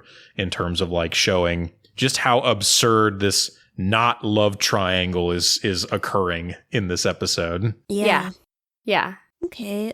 Is there any rocky road for anyone? I have one. I do too. Just one. Okay. It's just a quote from Emma, actually. She says, "It's exhausting, isn't it? All that we have to do to like make and keep friends. I'm not interested in changing myself to fit in either. I've decided to be my own best friend for now." And that's really heavy. There's really nothing quite like being in a social situation where you feel like you don't belong or people would rather not have you there. And the only way to feel like you would fit in with these people is to change yourself so that they find you more palatable. And it's just a very sad thing that she's going through, because I know I can empathize with that as well. You know, making friends is difficult, and especially as a teen, you know, when everybody's still growing and figuring things out. Yeah. Yeah. I resonated with that a lot too, just because I think even now it's hard translating myself to new people because I'm sort of testing out like who they are as a person, what their sense of humor is, what they like, what they dislike. And so at times it's like, okay, I can say like, oh, these are the experiences that I have, or I like this stuff. Do you like it too? Or I guess just sort of trying to get into some of my idiosyncrasies, because I know that it takes time to build a relationship, but at the same time, I also want to just jump into like, okay, we're cool. Like, how's your day going? And let me just say whatever thing that's so funny or whatever, at least funny to me. So like, I fully like resonated with that too. The rocky road I have is I just felt bad for Shin in that like he's always like seen Emma. The way that Emma wants Itsuomi to look at her, Shin has always been looking at her like that. Yes. And so I just felt bad because it's like it's truly written all over his face. Like, or in these different interactions, and him acquiescing to like her request and hearing her out about things, because at the heart of it, he really cares about her to the point where it's like he will shut off his feelings for her or not come out with it to her just so he could still have her in his life in a way. So I felt bad for him for that. Definitely. Yeah. I would agree. I resonate with that. Like mine would be throughout the entire story, even with the flashback, Shin's inability, even at the very end of the episode, to even say anything. Oh, I yes. think is pretty impactful from like a, you know, you really got to push hard to be, and especially because the circumstances could be different from relationship to relationship. So you imagine this guy he has really only two friends. He's got Itsuomi and Emma. So is he really going to risk, saying something that might ruin that relationship with one of the only people he actually calls a friend? And you can so feel that when it's like you can see him physically trying to get the words out, but he can't do it. Yeah, he like trembles. Yeah. But yeah, I guess hot fudge. Oh, I did have a nuts. Okay, nuts. Just the fact that Shin opens up, like the first formal thing he says to Yuki is, "Are you in love with Itsuomi?" I thought that was nuts to just say right out of the gate to a person. He's got no filter, man. Even he doesn't have to be drunk to not have a filter. Yeah. Okay. Hot fudge. So I understand she not wanting to hurt Emma's feelings and being unable to tell Emma that Itsuomi's in a relationship. And we will see, I guess, in the coming episodes, like how things unfold and stuff because of this like decision. But to me, I feel like because he didn't tell Emma, now Emma is going to essentially be throwing herself at somebody that's in a committed relationship. Yeah. And now it's going to be embarrassing from all sides. Like, and this isn't to say, like, I mean, maybe Shin goes and tells Itsuomi, like, yeah, sorry, I couldn't say it. Like, and then it's like Itsuomi figures it out, which, okay, fine. But I don't know. So if not, it's just like, oh, it makes me uncomfy because, like, she could deal with that, whatever feelings she have on her own versus probably having, like, some rude awakening. Like, yeah, it's done. Like, it's not happening. It wasn't going to happen, but it's really not happening now. Right. I would personally much more appreciate the friend who tells me the person I like is in a relationship than one who keeps that from me. Not that it's also Shin's responsibility to communicate that to her. That is really more on Itsuomi. I mean, he could text Emma anytime, So it's kind of a sticky little situation. Yeah. I mean, I think at that point, Itsuomi has been rejecting her this whole time, right? That's true. She's not hearing him. I don't know what it will, we'll find out what it will take for it to like break through and stuff to her and stuff. Yeah. You got 3 episodes to go. You'll get there. Yes. Yeah. Oh, I can't wait to see. That definitely does get resolved. It does. For better or for worse. Any more I scream, you scream? I did have a hot fudge. Okay, sorry. We kind of went into it, so we don't have to go on too long about it. Just that Shin should not have accepted that girl's confession in the first place. Yeah. It just wasn't fair to anybody. It's okay to, like, want to try things out, but I just don't think his head was in the right place. He was just like, yeah, sure. Like, obviously, he didn't really value this person or their feelings, so I just really didn't like that from him. Mm-hmm. Yeah. I mean, nobody would like to be a placeholder for somebody else. No, absolutely not. Yeah. Very weird. Very weird. Yeah. Okay. Any ice cream you scream? We already talked about 2 out of 3 of mine, so I could just say 1. When Shin asks Yuki, like, can you understand what I'm saying through, like, lip reading, and Yuki nods, his response is crazy or something like that. And I'm like, oh, that doesn't sit well. That seems a bit insensitive. Yeah. Yeah. I'll say, like, I guess for me, the only one I had was just when they were at Shin's apartment, and then it's like, they're just having this full conversation, and, like, Yuki is looking at the CD collection. And then she sees that it is serious, and she's just like, oh, I shouldn't pay attention to, like, their lips and stuff because they might be having a person. And so for me, I'm just like, okay, like, you were really excited to introduce Yuki to Shin. So while I get that these conversations between Itsuomi and Shin needed to happen, I feel like they didn't have to happen while she was there. Yeah. I think it could have been like a preemptive, okay, let me call and talk to you about my girlfriend, and now you can meet her, so that she could feel like more included or not feel as if she has to kind of stifle herself or just not pay attention because she doesn't want to intrude on their privacy. Mm-hmm. But yeah. I think that's an interesting point. In, early on in the show, Yuki makes it apparent that she has the perception to know when people are talking about her based on body language and sort of like context clues and things like this.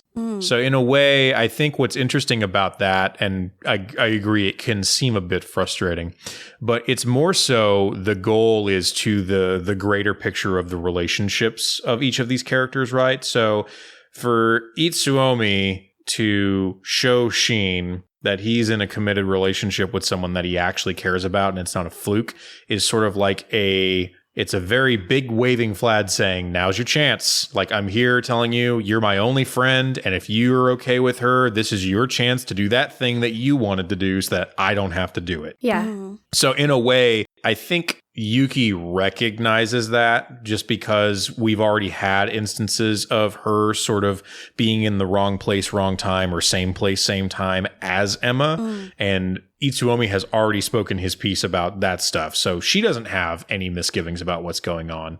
So I don't think it's from a privacy standpoint, I think it's just it's a habit that she's built because she understands that in ways that people might not be able to understand conversations, like if you and I were to have a conversation that someone couldn't hear 10 feet away, Yuki could understand that conversation. So she's got a different approach to what is and is not privacy, I suppose. So it's just the norm for her, I would say.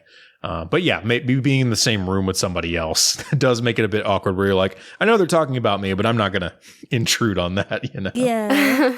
Yeah. Very, very strange. Are there any more I Scream, You Scream? Nope. Okay, let's get into the last episode of the evening. Episode 9, I Don't Want to Leave. Here's our soft serve summary. It says the gang sounds like a Sunny in Philadelphia title. The gang heads up the mountains.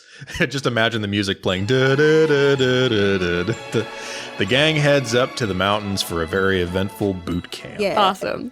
Okay, themes. Anybody have themes? I don't have a theme or sprinkle this time. That's okay. I have a theme, but no sprinkle. The theme that I have for this episode is, it can be painful to see a good day end, but future plans can always be made with the people who made that day special. Ooh, nice. Very nice. Yeah. Thank that you. day in the show does end sort of like on a low side, but I mean, it's still pretty funny to watch it happen. Not going to lie, when we were recording it. I was thinking this episode was a really interesting way of the concept of finding the right time and place to talk about your emotions or feelings, you know? Ooh. So, you know, whether you go out and you're walking in nature and everything feels really calming and it's basically finding a space that you feel safe to talk about things, because I don't think if they were to do it anywhere else, for instance, this conversation between Rin and Kyoya would have never happened if it hadn't been like getting some air and walking out and feeling like no one else is there to hear that conversation, you know? Mm-hmm. So it makes a lot of sense, like atmosphere, feeling, time, and place. Those all have a role in sort of like how you start broaching those subjects, I think. Yeah, definitely. Yeah.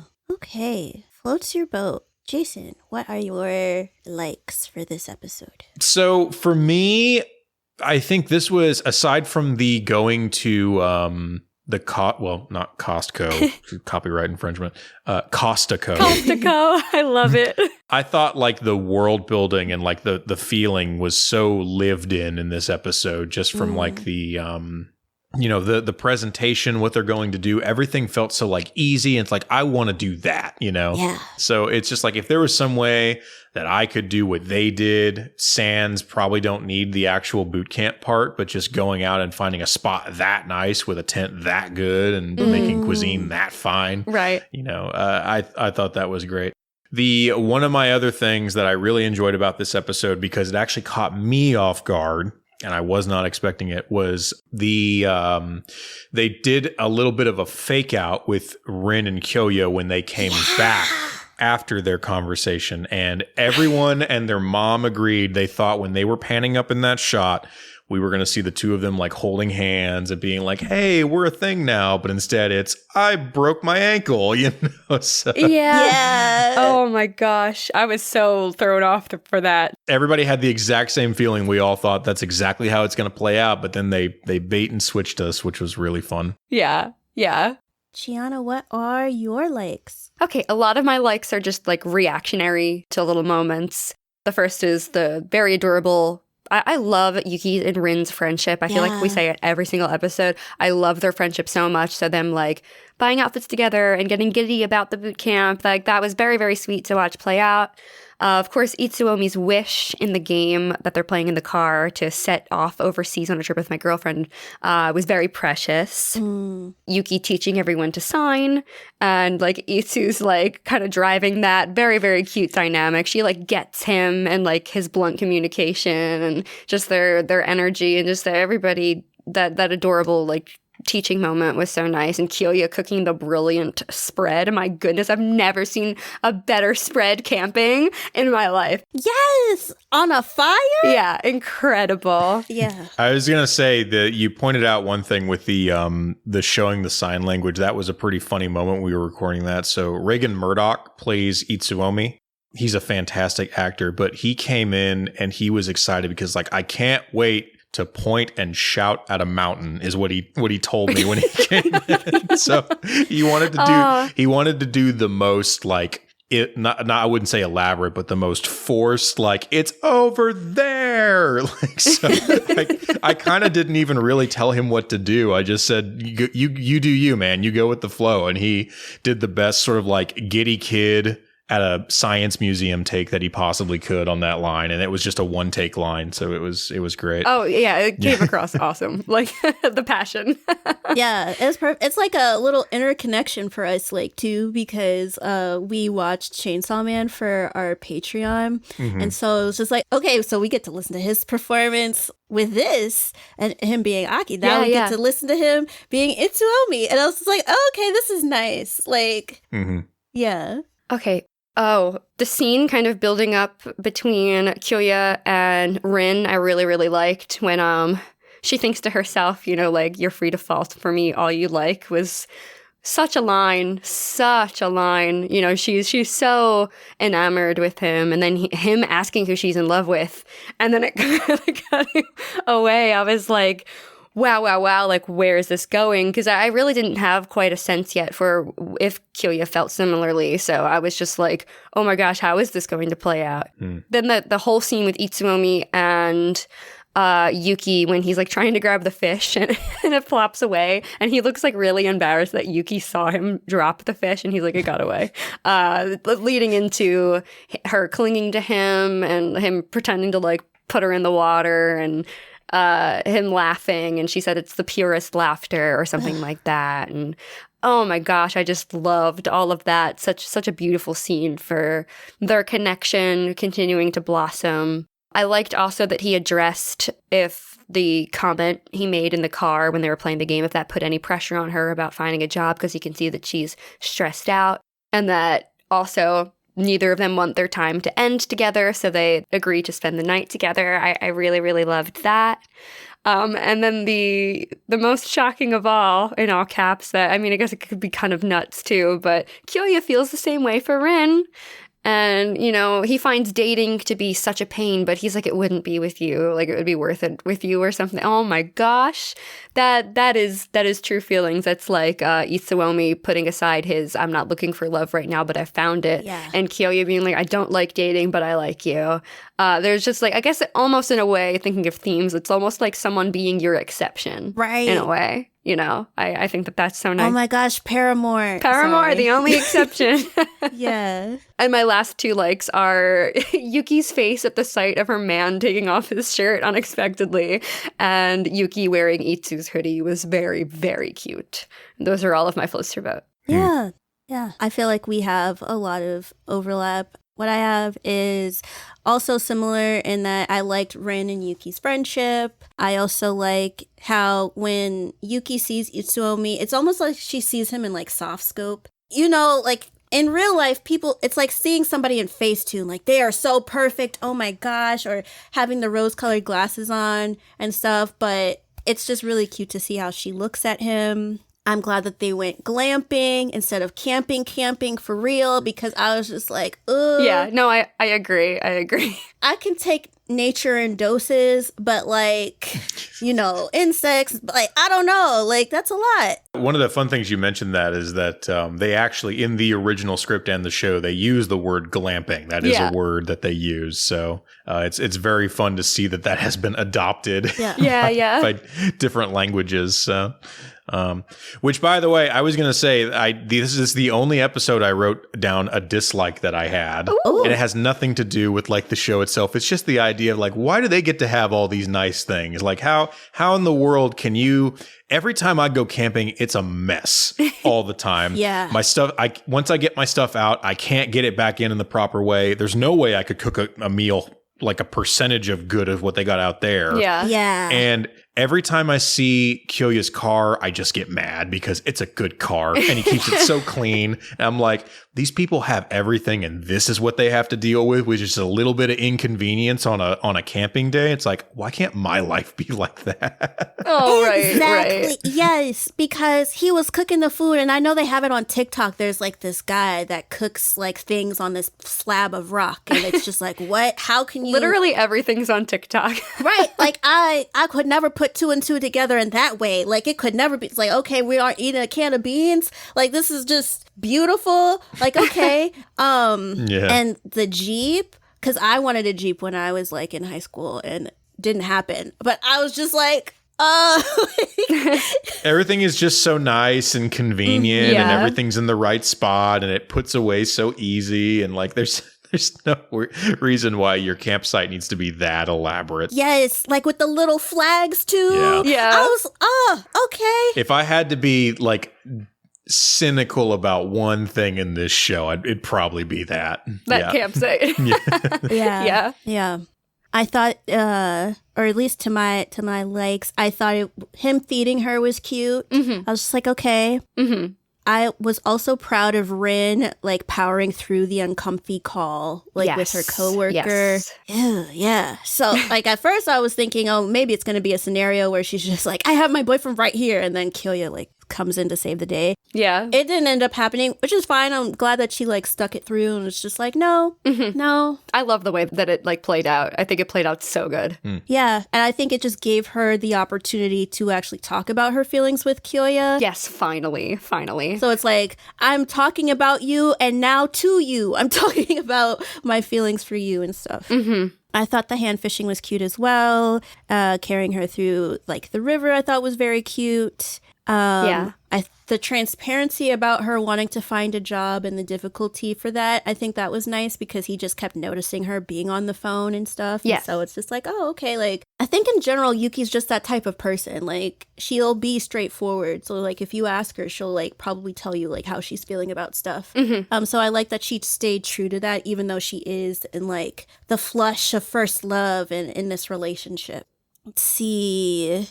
Oh, a mix of words and letters together of just like, do you have to go home tonight? What? Oh, yeah. Yeah. What? And I was just like, ooh, we're adults. Like, I know. okay. I love it. Love it. Yeah. And then I was just happy that Kyoya and Rin kind of are on like the same page about like possibly pursuing something, or at least them both liking each other. Yes. And his notes in the sign language book that he took under what she wrote as well, because he's really dedicated in learning that for her. So I really enjoyed that. Oh, yeah. Yeah. Okay. Any banana split? I have just the fact that Rin is being pursued by a coworker that she's not interested in. And at the beginning of the episode, I put, and at the same time, she hadn't heard much from Kyoya. Like, that's rough to be, like, getting attention from an unwanted place and not the place you want it from. That is rough. So I felt for her there. I said, car games are fun, but I would personally get nauseous reading and writing in a moving vehicle because I can barely look at my phone without feeling car sick. How can they even write that well while they're on the road? Right. It was all so legible. So ridiculous. Yeah. The next thing I have is that honestly, I didn't think, and again, this was before I watched the full scene play out, so reactionary point. I didn't think that Rin had to pick up that guy's call. You know, he could have left a message if it was important, or texted her if he really wanted to say something in that moment. So she didn't like owe him her time to pick up that call. But I was so glad that she outright told him that she was interested in someone else. That is so direct, to the point, and like, you know, will hopefully shut down the unwanted attention. And then lastly, Kyoya's description of the pains of modern day dating is just really relatable. Yeah. So, Yeah. No, banana I see it, split. yeah. I forget if Kyoya actually said how old he is. If I remember correctly, he said he's like 26 or something, and he's like in a relationship for 6 years. But then I was feeling really old when he said that. Just like, come on, man. Like he's like when you get to be my age, that stuff. So it's like, what age we talking about, man? You're like, you got a Jeep and you look like you're in your mid-20s. You're Yeah, in a business. And you can cook like that? Yeah. your world is like- your oyster right now. Come on. Yeah. Yeah. It makes me want to put a little bit more ibuprofen. Right.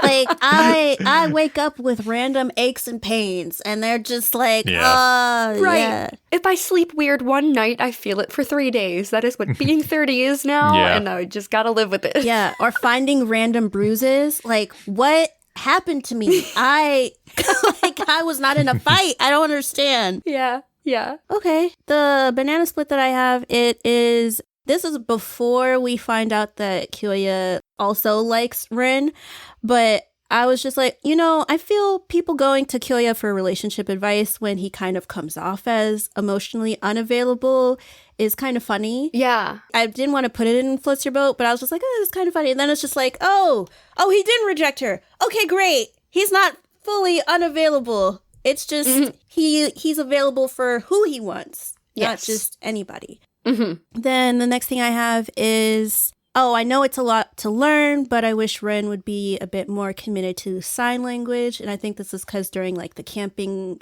scene, or at least when they were about to eat or something, then Ren was just like, oh, I don't know if I'll be able to like learn all of this or take all of this in and stuff. Yeah, like memorize it. Yeah, which I mean, she said it like before and stuff. So for me, I was just like, okay, 1 time, 2 times. Let's not let it get to a 3rd time. Like, do it or like don't do it, Mm-hmm. And then I don't know what this is. Well, I guess I didn't know where to put it. I just said I hope Rin's ankle feels better eventually.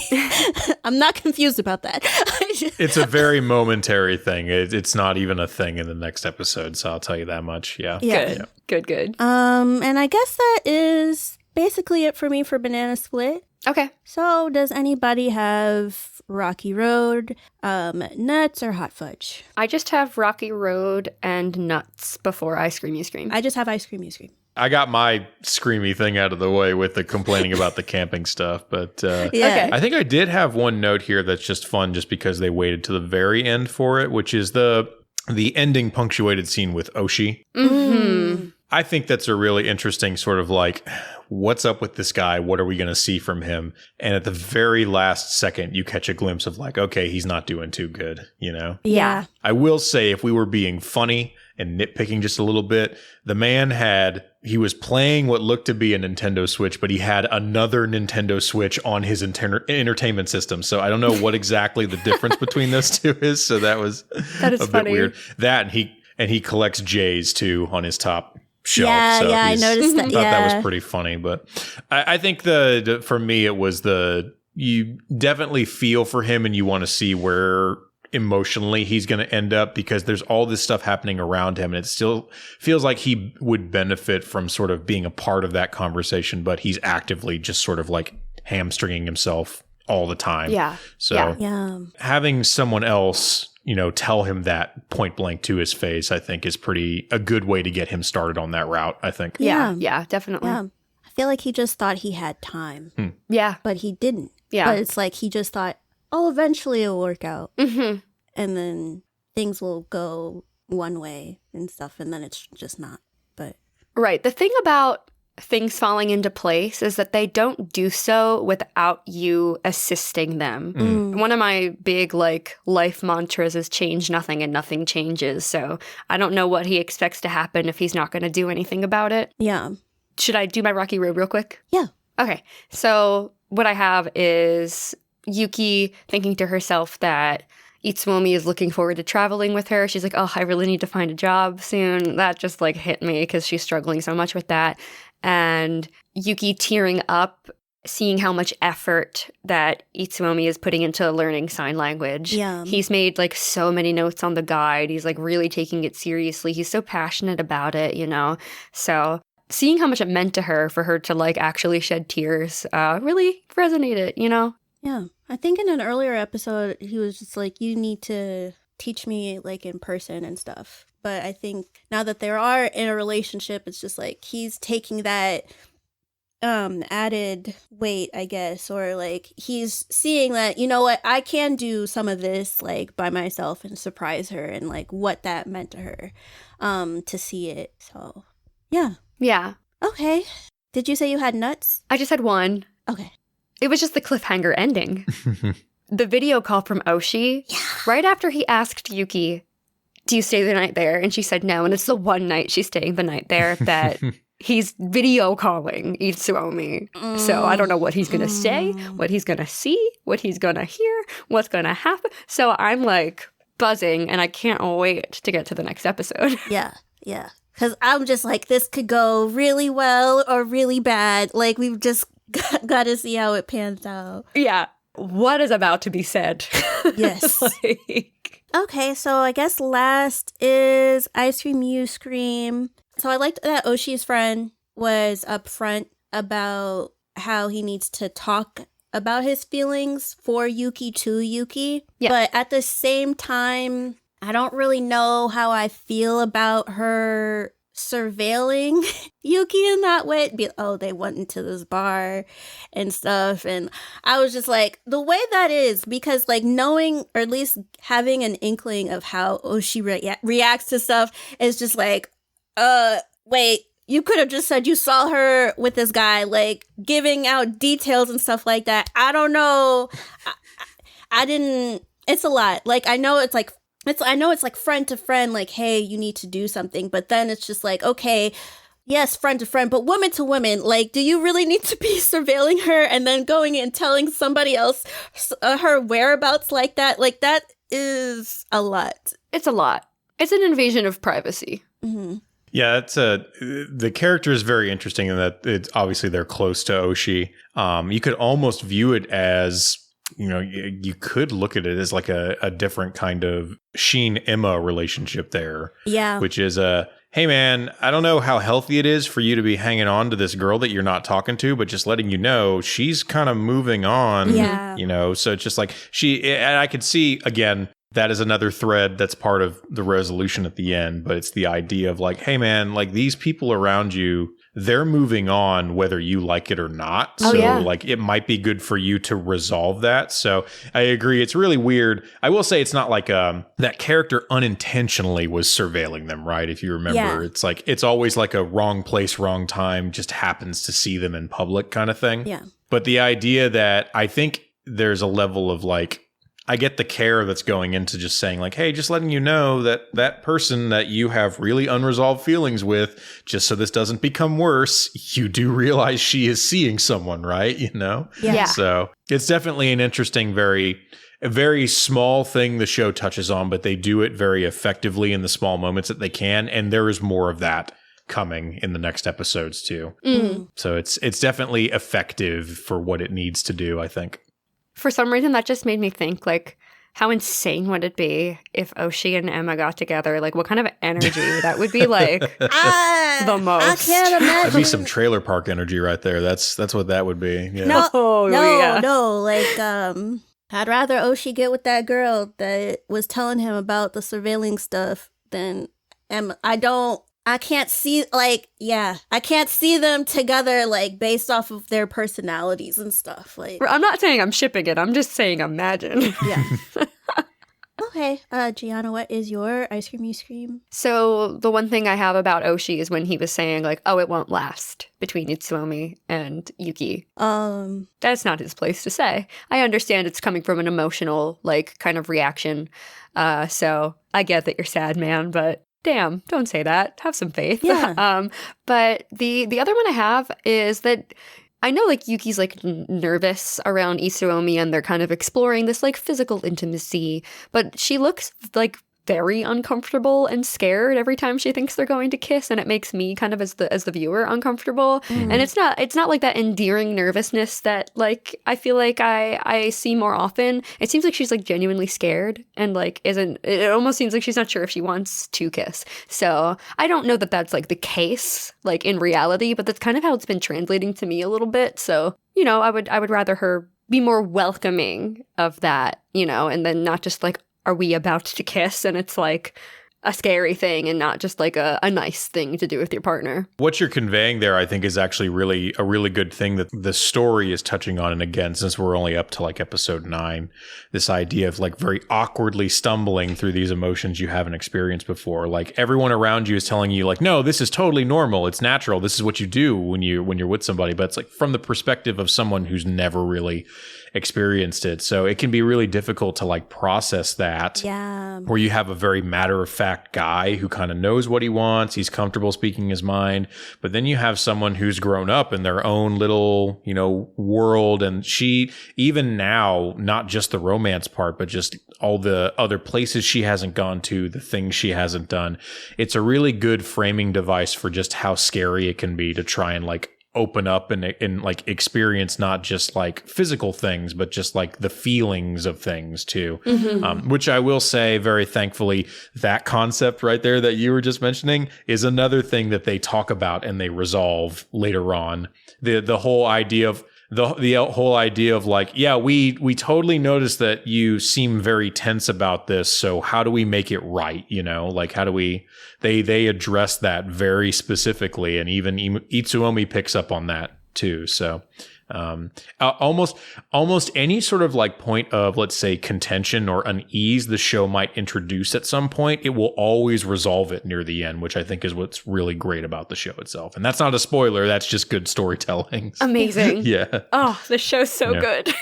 And I feel like at first I was thinking, like, I wondered if she watched, like, I don't know, like different romantic movies or stuff like that. But even in watching that, that's still different from actually experiencing it, like, herself. But yeah, I saw, like, what you were saying about it. I think the kiss, the first kiss that happened, like, she just was unprepared for it. And so, like, I'm glad that there is going to be a conversation on, like, what will make her feel more comfortable because, like, a kiss isn't like a punishment, like, like you don't have to like kind of scrunch in. Right. You don't typically brace yourself for a kiss.